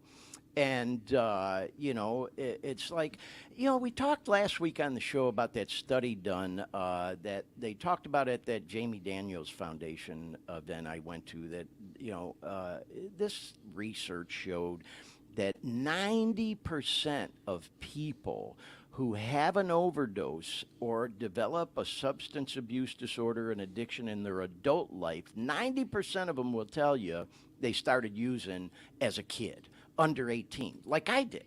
I was 13 years old, for God's sake, really younger than that when I started, 11, 10, 11, 12 years old. I grew up around this shit, y'all. But when I turned 13, that's when I started using on a daily basis, and it did evolve, to a serious problem for me as an adult, as I've mentioned a few times. So anyway, I just love it when I see agencies gearing their message toward the youth. Now, I will tell you, this next group I'm going to show you this video for it. He was really pretty crystal clear with me and wanted to, stress that they're not just for young people. It's just that's their focus. But they do stuff and welcome anybody to become involved with their organization. And they're called Young People in Recovery. So let's give this a look and a listen. We out here, recovery happens 2023, and we are at the Young People in Recovery booth here in this particular tent, and met my boy Kevin, and Kevin agreed to do an interview with us. Kevin, thank you so much, bro. So tell us a little bit about your organization, Young People in Recovery. Yeah, YPR is an organization. We are in 14 chapters across California. We're called Young People in Recovery. However, we support all ages in all pathways to recovery, whether you're harm reduction, AA, NA, faith-based, peer support. We provide recovery support services. Love that, man. Love that. And we were just chatting. I see y'all giving away the free Narcan today. Tell us about that. Yeah, this is the free Narcan. I know we were just talking about how it came over the counter recently, and it's quite expensive. So we're out here distributing it, advocating not only for those who are currently in use, but also for the person who may not use but have relatives, right?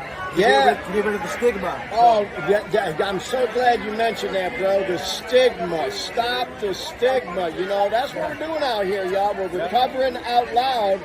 And yeah, as you mentioned, Kevin, the Narcan, which of course is an antidote for an opiate OD, is available for over-the-counter purchase starting this week.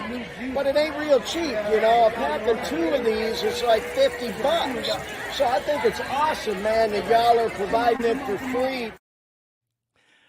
And shout out to that boy Kevin, man. He's the, I got his card here. I'm going to be in touch, Kevin, if you see this, bro. He's a program coordinator for the Redding area. And as I mentioned earlier, y'all, when we saw that presentation on how to properly administer Narcan, it seemed like almost every other booth there was giving it away for free. So although it is expensive, it's like $50 for a box of 2. If you buy it over the counter, you can get it for free from all these different agencies. So, without going down a big laundry list, I just recommend, that maybe you just Google free Narcan in whatever area you're living in, and I guarantee you'll be able to get some. And as Kevin just mentioned, keep it on hand, man. Especially if you have a family member who you suspect or maybe even know is fucking around with opiates, or, legit takes opiate pain medication. Keep it on hand anyways. Maybe they have an accidental overdose, because sometimes when you're using that shit, your brain and your thinking becomes foggy and you forget, when did I take my last one or whatever the fuck? Or, maybe you don't even suspect it, but, people start using more than they're supposed to. Next thing you know, they're trading pills with the neighbor or whoever the fuck because they used up their script before they're up for a renewal, and who knows where the neighbor got theirs. Maybe they're trading with somebody else who got some shit off the fucking streets, whatever the fuck. Keep some Narcan around, and it should be in every workplace, especially if a workplace isn't doing regular drug testing like they should be. Whatever that means. I'm sorry, y'all. Couldn't resist. Touche. So anyway, y'all, yes, yeah, keep the Narcan on hand. In public places and workplaces, it should become as common as a fire extinguisher. It can save probably even more lives than fire extinguishers do.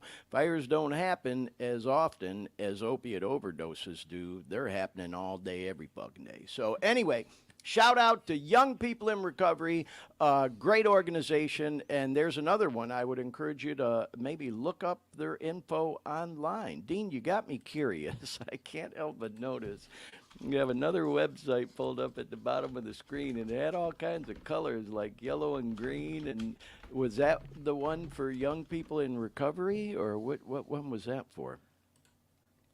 Is that well, that was I was kind of going through the other the commemorative thing. Oh, I and didn't mean kinda- to put you on the spot. Yeah, No, that's no, the, no. you're still on the commemorative garden for. I was kind of like and looking overdose. around and realizing I could actually navigate through. Wow, it's almost the- like a video game in a way. Yeah, it is still in. I'm actually inside. Yeah, I was kind of like, Wow. looks So like is that, let me it's- ask. I'm yeah. sorry, I don't mean to interrupt, but let me ask you this. So this person who's listed there, Jacob Williams, with all respect, 1998 to 2020, is that a legit memorial that someone put on this website of a person that died from an OD? I believe so. There's names all over the place. They do say they're under construction. So, but I'm Wow. pretty sure these are accurate because I could go over here, and there's more, yeah. and then there's more like, boom. There's Oh wow, you know. Sarah Troyer, yeah. From Yeah, so what year I- was you that, know. Dean? Can we go back to that? I don't mean to be a pain in the neck. I'm just curious since we showed it. Sarah Troyer, 1992 to 2019. So what would that be? 19 and 8 is 27 years old. Yeah. This person was 27, and God bless Sarah Troyer and her family. Man. So yeah, I see what you're doing here, Dean. And Yeah, I knew there had to be some more navigation I was missing. But anyways, Okay. this is Young People in Recovery. Okay, and, so yeah, there's their website, .org. and the get rid of the cookies. group, I like their website with the people in motion there. Yeah. So there's Wow, a they got chapter list. Chapter list. See, this is cool, Moving a little y'all. slow, I but- love this kind of stuff. Like I've shared on this program many, many, many, many, many times. I'm a 12-step guy. That's where I came up in recovery, Fucking 61 years old now, but I first started getting involved for my own personal recovery in 12-step stuff when I was just shy of 25, 24 years old. But man, oh man, has the recovery community come a long way since then. Because 12-step meetings ain't for everybody. Not everybody is into the whole 12-step thing, and but they want to be involved in recovery-type groups and organizations and, the whole 9 yards. And there's a lot more out there than just NAAA fucking A anymore, A lot of them, like even Kevin talked about, maybe are, organizations that endorse, or I hate using the word endorse, but embrace, 12-step meetings. He mentioned NAAA, you know what I mean? And it's part of what they do, but they're not necessarily a 12-step group. They do so much more, and it looks like that's what Young People in Recovery is all about. Look, they even have a life skills curriculum program. Yeah. Can you go back to that one, Dean? Life skills curriculum programs. So they're doing a lot more to help people other than just going to recovery meetings. So I think it's fucking awesome. Don't you agree? Yeah, yeah. Yeah. Oh, look, they even have a careers tab, help people try to get, on track with their careers and things to that nature. So, yeah, man, like I said, y'all, and Dean, I appreciate you bringing that up. There were a lot of informational tables and booths for rehab centers, drug treatment centers, and that's great, and that's all fine and good. Like I said, just, do your research on them. Yeah. I was also very happy to see there were all these other organizations that I kind of been trying to spotlight here, other than rehab centers. You had the End Overdose Agency. You had the Recovery Cafe Agency. You had Young People in Recovery. And here, this next one, you're going to find is very unique too. They are not a rehab center. They are not a drug treatment agency, but they have advocates, if you will, that work together with ER personnel to help provide information and direction to the doctors and nurses there for people who come in for drug overdoses. Try to get them in the right direction. Try to work even with the families. Let me, play the video so you can hear even better from the person I spoke with. So here we go. All right, y'all. So now we are here at what's called the California Bridge table, and you can see we are still out here at this event. And now we're talking with, what's your name again? Sherry Cisneros. Sherry Cisneros. And Sherry, what do you do with California Bridge? Tell us I'm what the Navigator Program Director. I train navigators from all across California. We have 300 currently with CA Bridge that we do training for the emergency room. So our navigators are a great bridge to treatment.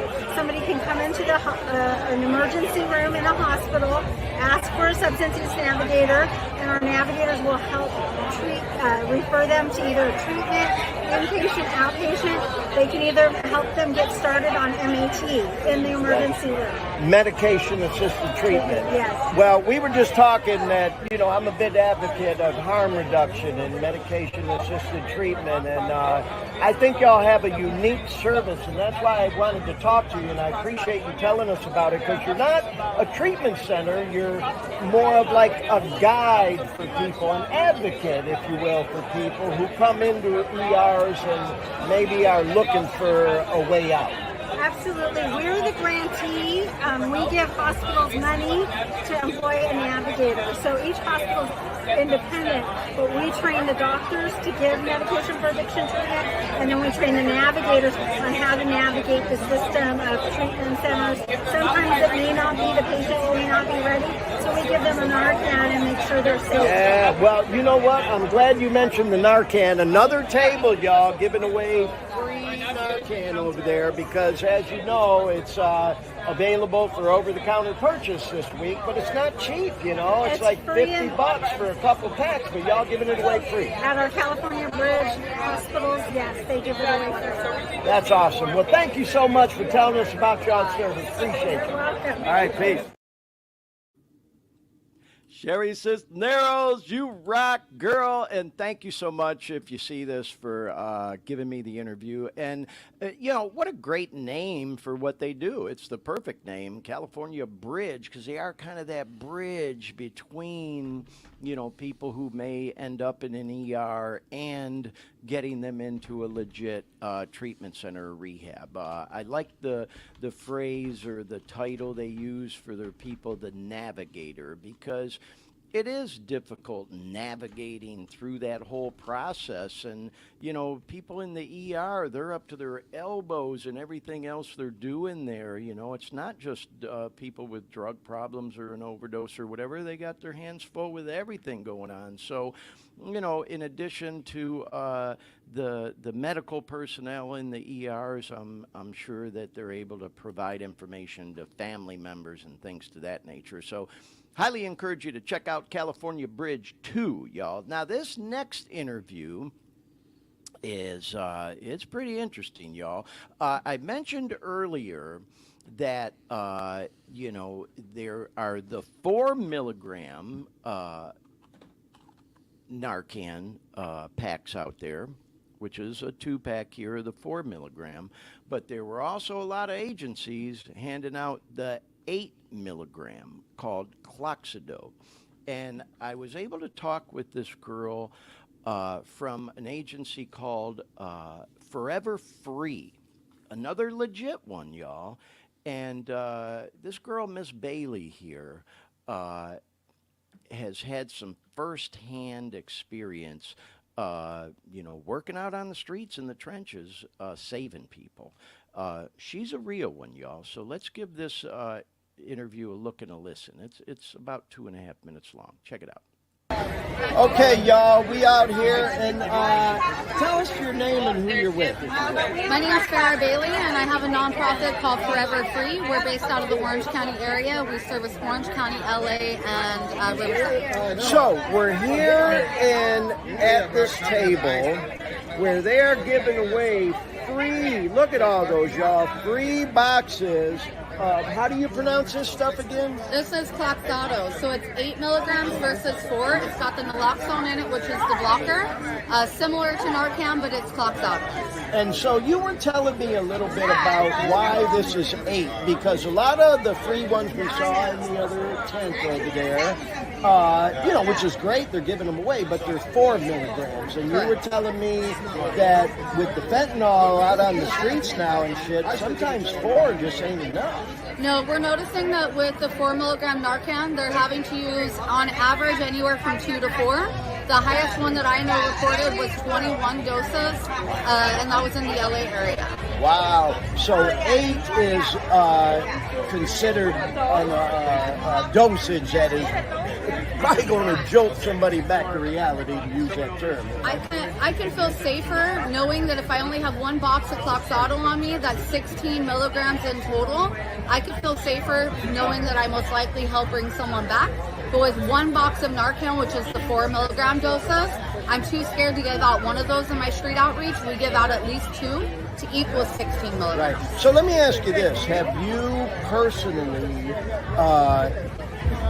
administered this to someone out on the street and seen it work, bringing back somebody, saving their life? Yes, actually I have. So with our street outreach, we're in and out of the trenches. We're all over the place. I have personally handed this out and turned around to grab something out of my car. And then I heard, oh shit, that wasn't white, that was Fetty. She's going down. And I turned around in time to help keep her from falling straight to the ground and to be able to look over at someone who we just handed this to and get ready to administer. We were able to call the ambulance, and luckily she was saved. Wow, this is so awesome, because what we've been talking about a little bit even on the podcast is that this stuff ought to be in every public building right now, just like you can find a fire extinguisher, for God's sake, because it's saving lives. So rock on what you're doing. I can't thank you enough for everything you're doing. And of course, thanks for being on the podcast. Absolutely. Thank you so much. Yes, Bye. please. Yeah, she's a real one, y'all. And man, it was an honor, literally an honor for me.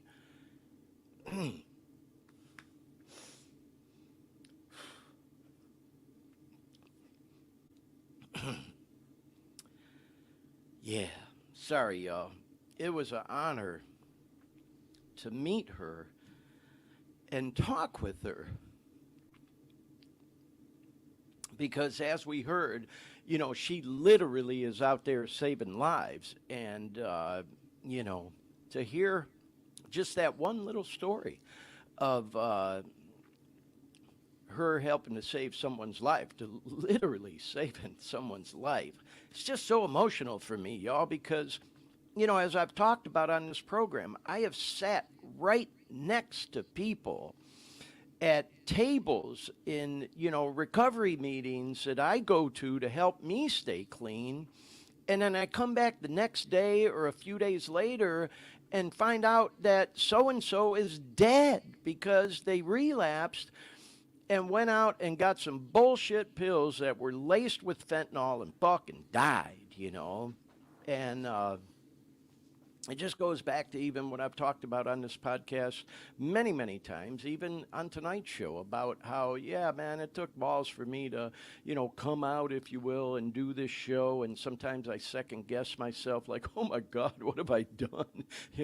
What is my family thinking of me? Like, oh my God, Glenn's lost his fucking mind, or people judging me, old employees or employers, colleagues, whatever. And then I think about, these friends of mine that are fucking dead now because they were struggling with addiction, substance abuse disorder, with whatever the fuck you want to call it, and just for whatever reason couldn't quite get it yet, and relapsed and got a hold of some bullshit pills laced with fentanyl that's a plague on our fucking humanity right now, and died. And until that's happened to you, maybe you just won't understand. I don't know, but it unfortunately is something I've experienced many, many times, and certainly could have happened to me. I got a hold of some of them bullshit pills, y'all, and literally was one of them guys knotted out in his fucking car in the 7-Eleven parking lot with people banging on the window saying, "You okay in there?" And for whatever reason, I got lucky, y'all, and I didn't die. you know, and for whatever reason, I've been blessed, and I'm clean now almost 2.5 years. In fact, it'll be exactly 2.5 years tomorrow, September 11th, because I got clean on March 11th of 2021. So anyway, moving along, y'all. I'm sorry, I get emotional on this program sometimes, you know, as some of my friends joke with me, oh, there's Glenn getting filled up again. I use that term a lot. I get filled up. But, man, it was such a pleasure meeting a person who is out there, like she said, like I said, is in the trenches, y'all, out on the streets, you know, in Orange County, in L.A., in different areas, you know, and working with other people that are out there in the trenches, administering Narcan and saving people's lives. That's what it's all about, and that's what this show is all about, and what we're trying to do here, y'all. So I got one more quick video from this event, and then we're going to move on. I was kind of hoping to wrap this show up today about an hour and a half, but, man, we took another deep dive, you know, and it seemed warranted. You know, it was all good information, and like I always say, man, if somebody's watching this show who's trying to kick dope, you come across the recorded version of it, it'll be out there from now till God only knows when, the end of time, and you're climbing the walls trying to kick. This will kill a couple hours for you with what's hopefully inspirational content for you. But, you know, I went to that fentanyl awareness summit that we showed on an episode a few weeks ago, and I've even done reels of, you know, what they call the Faces of Fentanyl wall. It's heartbreaking, man. And at this Fentanyl Awareness Summit, they had all these posters of people, mostly young people, who've died from an overdose. Well, at this particular event, they didn't have as many posters, but they had some out there of people who've recovered. And I thought it was kind of cool to see the other side of the spectrum, because guess what, y'all? We do recover. So this is just a short video, and then we're going to move on from this event into some news, some shout outs, some music stuff, and wrap the show up in just a little bit. But I thought this video was kind of a nice way maybe to end our little visit and trip down the road at Recovery Happens. Check this out. So hey y'all, this is pretty cool. You may recall at the Fentanyl Awareness Summit, I walked those photos of all those people that passed away and died from a fentanyl overdose, getting their hands on some of them bullshit pills. And here they have photos of people living recovery. So, kind of at the other end of the spectrum. Pretty cool. Yeah, so there you go, y'all. That was the Recovery Happens event in Sacramento, California, to kind of sort of kick off the Recovery Awareness Month that's taking place all across the country in the United States of America. And it was a good event, y'all. I hope you enjoyed paying a visit to that event if you weren't able to make it in person, and everything we talked about and showed. And want to thank all the people who agreed to interview with me again, and highly encourage you to check out those organizations, y'all. So once again, shout out to Recovery Happens 2023. Definitely going to try to make it out to that event again next year. So let's move along, y'all, and go into the opioid epidemic in the news. We're going to bring some slides up again here. And there we go. Well, wait a minute. Yep, there we go. It's catching up on the slide, y'all. So the opioid crisis in the news. We got to get a little sounder here for that, Dean. But this one caught my attention. You know, as I've mentioned on the show many times, you always keep up with things in the news having to do with the opioid crisis. And we could sit here and talk for 8 hours about all the stuff I see in the news every week. So I try to grab one or two headlines, and this one's interesting. I thought it was I shouldn't laugh about it, but it's definitely interesting. Customs and Border Protection reveals a secret, what they call ground zero location in its fight against fentanyl. And what this refers to is a place where they got to keep all this shit that they confiscate. And so it's like this bunker at a secret location where they keep all this stuff till it can be destroyed. And it said here they have among the stacks among the stacks, not just the one, among it is 8,500 pounds of fentanyl and the chemical precursors used to make the drug, all of which, again, will soon be destroyed. But think about it, man. You know, we've showed on this program, if you remember, Dean, you know, you showed that picture of on a penny, you know, just a few little granules of fentanyl can kill somebody, and they're sitting on 8,500 pounds of it in this secret bunker. It's like, oh my God, they must have to wear like fucking gas masks and hazmat suits and every other goddamn thing to even be around it. You know, and this is just, you know, a grain of sand in the desert, a drop of water in the ocean in you know, their battle to confiscate this stuff. And so anyway, y'all, that was a story that you can see there. It was September 7th. I pulled from CBS. I just thought was quite interesting. Here's one, y'all, getting off the whole opioid topic. I found this interesting because, hey, as we know, y'all, not getting political or anything like that, but we pulled out of Afghanistan a couple of years ago now, I guess it's been. And now, with the Taliban in control there and everything, this article from NBC headline, Afghanistan is now the fastest growing maker of meth, the UN says. Kind of makes you wonder who's behind that, you know, because, man, civilians in Afghanistan, you don't fuck around with the Taliban, they'll cut your fucking head off, you know, and that whole thing. So, I don't know, man, just kind of makes you a little suspect. Is the Taliban behind this, and is this a way they're fucking generating fucking money now, and blah, blah, blah, this whole fucking drug thing. Oh, my God, man. It's just fucking crazy. You know, I was telling Dean before the show today, we don't talk a lot about cocaine on this program, but we're going to. You know, for me, my struggle this time around was with the opiates, but I had a coke problem back in the 80s. That shit almost killed me back then. And it hasn't gone away. You know, the crack epidemic was labeled this whole thing of the 80s. That hasn't gone away. You know, I talk about it all the time. I go to meetings, man. I meet people left and right all day, every fucking day that are in there trying to kick their crack habit, you know. People still smoking crack. People still snorting coke, freebase and all that shit. Cocaine is still a huge fucking problem in this country and around the world. It's just the opioid epidemic has taken the spotlight, which I think it's, you know, certainly, you know, valid.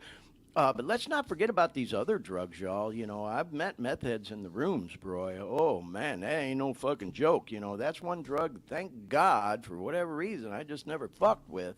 I'm sure being the addictive person I am, had I probably would have became hopelessly hooked to that one as well. But cocaine, oh, I got my stories on that one, too. Haven't touched that drug, thank God, since 1986. I never went back to it, man.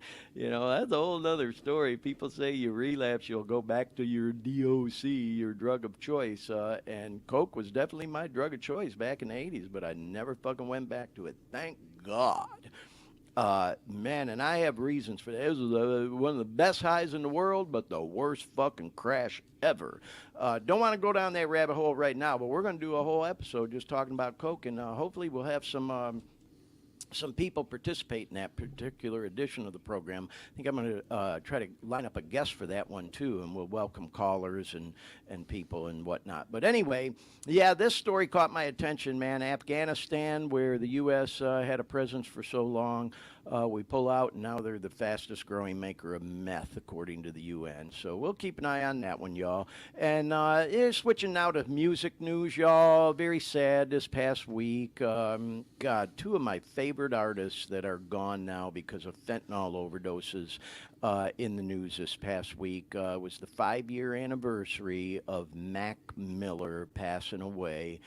And man, if anybody's interested and you haven't, and you want to do a deep dive into him passing away, I mean, this almost sounds like inappropriate to even talk about. I swear to God, I don't mean it in a disrespectful way.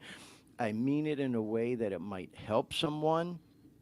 They confiscated, as part of the legalities involved with his death, his phone records and the text messages between him and the dope man leading up to his death are all out there on the internet. It's public information. And if you want something fascinating to read, especially if you're a dope user or a drug dealer, go read that shit. Oh my God, it fucking reminded me of me when I was jonesing, trying to fucking get the hookup with the dope man or whoever, I might have been trading with or whatever the fuck. It's like identical. Anybody who's been involved in that kind of thing, you'll read these fucking text messages and it'll be like looking in the mirror. It's fucking bizarre. And with all that said, y'all, these next slides, yeah, there he is, Mac Miller. God, man, such a talented rapper, In fact, I posted something the other day. If you're a Mac Miller fan, he made it big as a kid, and his first big tune was Best Day Ever. And I posted, fuck, when he died, worst day ever, If you know, you know, man. And, God, what a cool artist and cool person he was, But anyways, the dealers that were connected to his overdose, one of them got 17 and a half years in prison. He was implicated, through those text messages I talked about. And again, it's fascinating to read them. I mean, again, it sounds kind of morbid and almost tacky. The point I'm making is, man, if you're a person struggling with addiction or you're out there dealing that shit, go read it. Go read it. Might kind of change your tune a little bit. And it wasn't just this one dealer. It was also this other dealer. This guy got fucking 11 years for his involvement in it. So there were a couple of them, y'all. And man, oh man, it was just really, really sad. And then, kind of to piggyback off of this story, there's another guy that everybody was hoping would play Mac Miller in a movie about Mac's life. And his name was Angus Cloud. And he was a famous actor on the show Euphoria. And if you haven't seen Euphoria, I highly encourage you to check it out. It's out there on the streaming platforms, and they're working on another season, I'm told. It stars Zendaya, but there's a lot of great actors and actresses in it. In fact, that girl, Sydney Sweeney, who's in the Stones' new video for that tune, Angry, that was just released this past week, she's in the show Euphoria. But anyway, this dude, Angus Cloud, everybody was hoping would play Mac Miller because he looked so much like him. He fucking dies from a goddamn fentanyl overdose about a month ago. It's like, what the fuck? It just, I don't know, man. It's bizarre. But if you've never taken a deep dive into Mac Miller's music, highly encourage it. In fact, going back to this slide, y'all, you can see this is an NPR story. And the picture there on the right, both pictures actually, is him and that boy Thundercat on bass and some other musicians. They did what is known as a tiny desk concert. NPR does these tiny desk concerts where they bring in these featured artists and they'll do a few jams. And, oh, God, the one Mac Miller did is like classic. I just can't encourage you enough to check it out. Anyway, moving along, y'all, just this week as well, Lil Peep, another one of my favorite artists, man. And if you haven't checked out Peep's music, definitely go take a deep dive into his stuff. In fact, I'd put a reel out today promoting today's show using one of his tunes, Moving On, where he talks about, it's the pain pills and all that. If you know Peep, you know what I'm talking about. God, man, such a talented young artist, died from a fentanyl overdose. He got a hold of some bullshit pills, man, fucking Xannies and, opiates, blah, blah, blah. And so anyway, his mom owns his estate. His real name was Gustavo. And he collaborated. One of his favorite artists to collab with was this dude who goes by the stage name I Love McConan.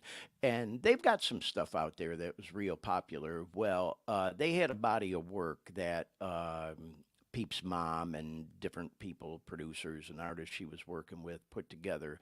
And if you're a Peep fan and didn't know about this, highly encourage you to Google it.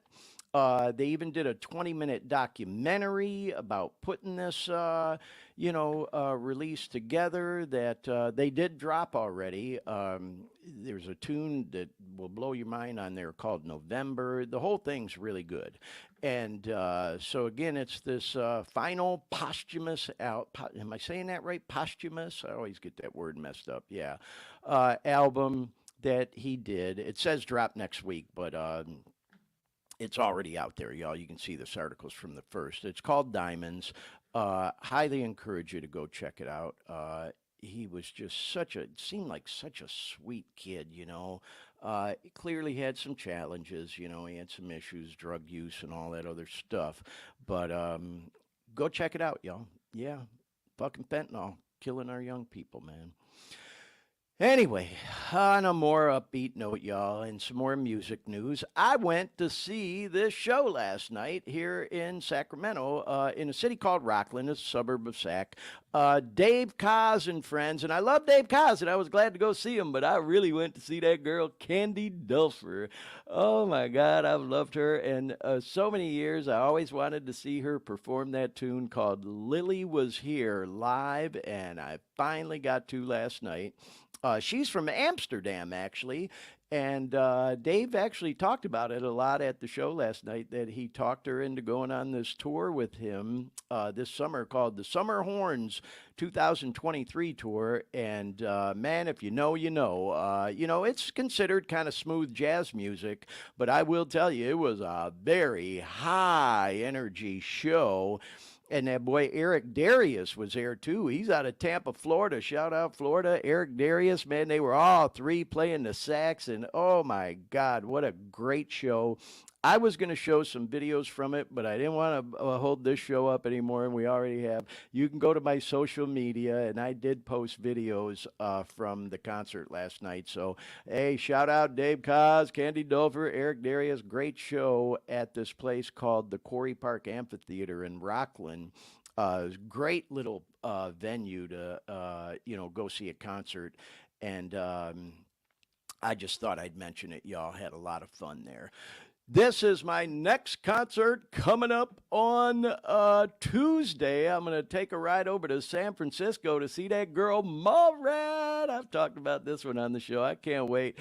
She's out of Australia, y'all. If you've never checked out Mallrat, oh, my God, I can't recommend it enough. Go check out her music. Do a deep dive. Who turned me on to Mallrat was that girl, Benny, who I talk about all the time. Benny, of course, from New Zealand. And these two even collabed on the official tune for the women's soccer, tournament that just wrapped up the FIFA thing, and it was great. But anyway, it's a small venue called Bimbo's 365 Club in San Fran. I'll be over there Tuesday, and you know damn well I'm going to talk a little bit about that show on the program next week. So just thought I'd mention that. There are still tickets available. If you like Mallrat, head over to San Fran and look for me there Tuesday. All right, y'all, going to go into some funny stuff. Well, this ain't so funny. This is kind of cool, but we're getting real near the end of the show now, y'all. The Detroit Lions, if you know me, you know I'm a Detroit fan. In fact, last week's show was all about my visit to Detroit, and a couple of weeks ago, we went live from Detroit. Been riding with the Detroit Lions since I was a little kid. And if you know football, you know that they are, in fact, what we call the next before I die team. It used to be the Chicago Cubs to win the World Series, and then, of course, Boston to beat the Yankees, and those things both took place. But the Lions have never won the Super Bowl. They did win what was called the NFL championship game back in the 50s, but once they called it the Super Bowl, the Lions have never been. And they got screwed out of the playoffs last year by bad ref calls. And you know, it was kind of like redemption that they opened the NFL season Thursday night, very first NFL game of the season, against the Super Bowl champ Kansas City Chiefs in Kansas City's own backyard, and took it to them and beat them 21-20. It was a great game, and the Lions won. And man, everybody in sports right now is all fired up about the Lions, and predicting them to, at the very least, make the playoffs. But being a Lions fan, all the years I have been, every year we get excited about the Lions, and I truly am excited about them this year, y'all, but I'm proceeding cautiously. As a friend of mine posted, shout out Jeff from the East Side Alano, I'm still suffering PTSD from all them fucking heartbreaking Lions losses over the years, because they don't just lose, man. They break your fucking heart at the end of the game. And so a lot of people are saying, well, here we raised our own banner. This isn't true. This is kind of a funny meme. We raised a banner because we haven't raised one to win the Super Bowl, but we beat the defending Super Bowl champs in their own stadium. But this is the funny one here, y'all. A lot of people are saying from Detroit, don't drink the Kool-Aid. Because every year, man, we get so fired up and excited about the Lions, and then they end up breaking our goddamn heart. But this year, I think they truly are legit. They were legit last year. They didn't have the best start, but they damn sure had a strong finish. They just got screwed around by the refs at the end of the season. And man, I'll get into it, but I did a social media video where I went on a rant all about the NFL refs, man, and I was dropping F-bombs left and right, and I literally pulled it off of like my Facebook and Insta because I just didn't want it out there, but I left it on my TikTok. And the reason I did is of all my TikTok videos, that one has more views than any of them. People just loved watching me go on this rant about the NFL refs and how the Detroit Lions got screwed around at the end of last season. So if you want to see that, you can go to the Glenn Victor TV TikTok page and look through all my shit. You'll find that video of me going on a rant about the NFL refs. But anyway, a lot of people drinking the Kool-Aid this season. If you're new to riding with the Detroit Lions, welcome to the bandwagon, as we say. And I hope you're thick-skinned and tough, because sometimes, man, like I said, we don't just lose but break hearts. Hopefully that doesn't happen this season, and we get into the playoffs, and once you're in, there's no telling, like they say, on any given Sunday, man. You know, could happen, could go to the big dance and maybe even win. So let's hope the best for the Detroit Lions. All right, y'all, we're getting close to the end of the show. We're going to wrap it up with a few funny memes. I thought this was kind of funny. We're missing the ankle bracelet on the picture of Kermit here for some reason. Maybe I didn't crop that picture, but he's wearing one of those GPS monitors. And so I just thought it was funny. We've shown Kermit a few times before. When your kids ask why you got an Apple Watch on your ankle when you're actually wearing a GPS monitor, sometimes people get in trouble for drug stuff. Yeah, I checked the original. Yeah, I must have cropped that bad. But anyway, keeping in line with the whole Kermit and lizard thing, I saved a bunch of money by switching to sobriety. Anybody else? I thought that was kind of in sync with what our show's all about. Moving on to this next one. Being the crazy guy I am, I often say I might be crazy, but I ain't stupid. But nonetheless, my kids laugh because they think I'm crazy, and I know they probably do, but I laugh because they don't know it's hereditary. Love my kids, though. All right, y'all, moving along. And then this one here, as I mentioned, I went on that rant about the Lions last year. So, yeah, warning, warning, danger, danger. Do not put me on speakerphone because I am not speakerphone material.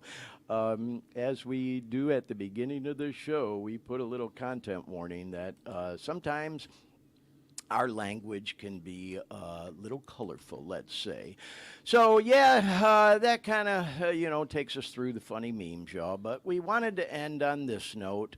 Please don't forget that tomorrow is 9/11, and it is the 22nd anniversary of the terrorist attacks on the United States. And, of course, we all know what happened in New York City with the towers. Let's also not forget what happened in D.C. at the Pentagon and the plane crash in Pennsylvania. That was a horrible day, of course, for our country. And we always want to remember, those that, not just those that lost their lives that day, but the families that were affected, and of course all of us as Americans. So just want to wrap up with a couple quick shout outs, y'all. We have some regular viewers of the show and people that ordinarily chime in the chat room or call in and listen in, and we want to say happy 45th anniversary to my sister and her husband, Carol and John. Carol's a regular viewer and listener to the show. 45 years they've been married as of a couple days ago. That's freaking amazing. And then someone else very special to me, I'm not going to mention by name just because this person is not a social media person, fucking hates social media. Not everybody's a social media person, y'all, but this person celebrated 32 years clean, y'all. 32 years. Fucking amazing. And I'm just so proud because it's such an inspiration to me. So proud to be able to send that shout out, and that person will know who I'm talking about. So, yeah, man, not everybody's into social media. I remember I was asking Dean, my son G. I remember a buddy of his, Corey, once. I asked him, hey, Corey, are you on social media, man? I was thinking I'd, friend him, and he's like, what, so I can post a fucking selfie? No, man, that ain't for me, dude.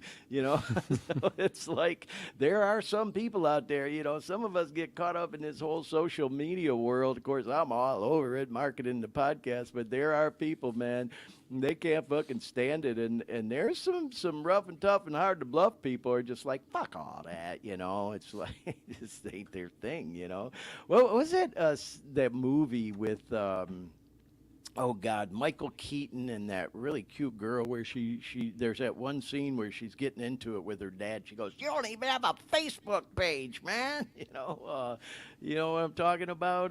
No. Yeah, I'll think of it. We'll talk about it next week, But anyhow, wanted to send out those two shout-outs, y'all, on a personal note this week. And with all that said, that brings us full circle, as we say, y'all. And so once again, just a reminder, if you would, take a moment tomorrow to remember all those that we lost on 9/11. And let's hope and pray nothing like that ever happens again.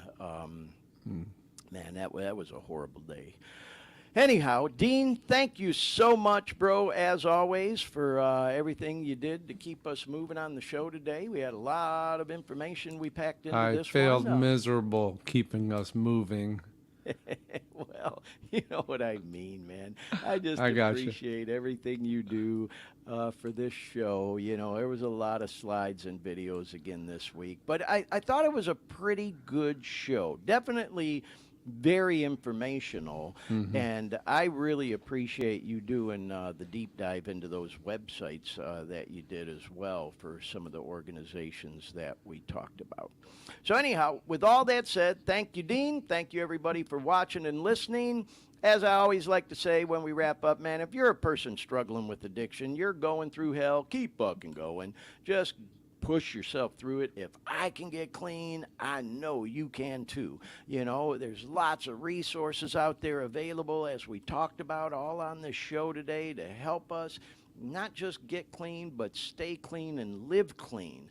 And with all that said, y'all, we'll be back again next week for episode 27 of the Dare Me podcast, and we hope you can join in as well. So long for now, everyone. Have a safe week. We'll see you next time on the Dare Me podcast.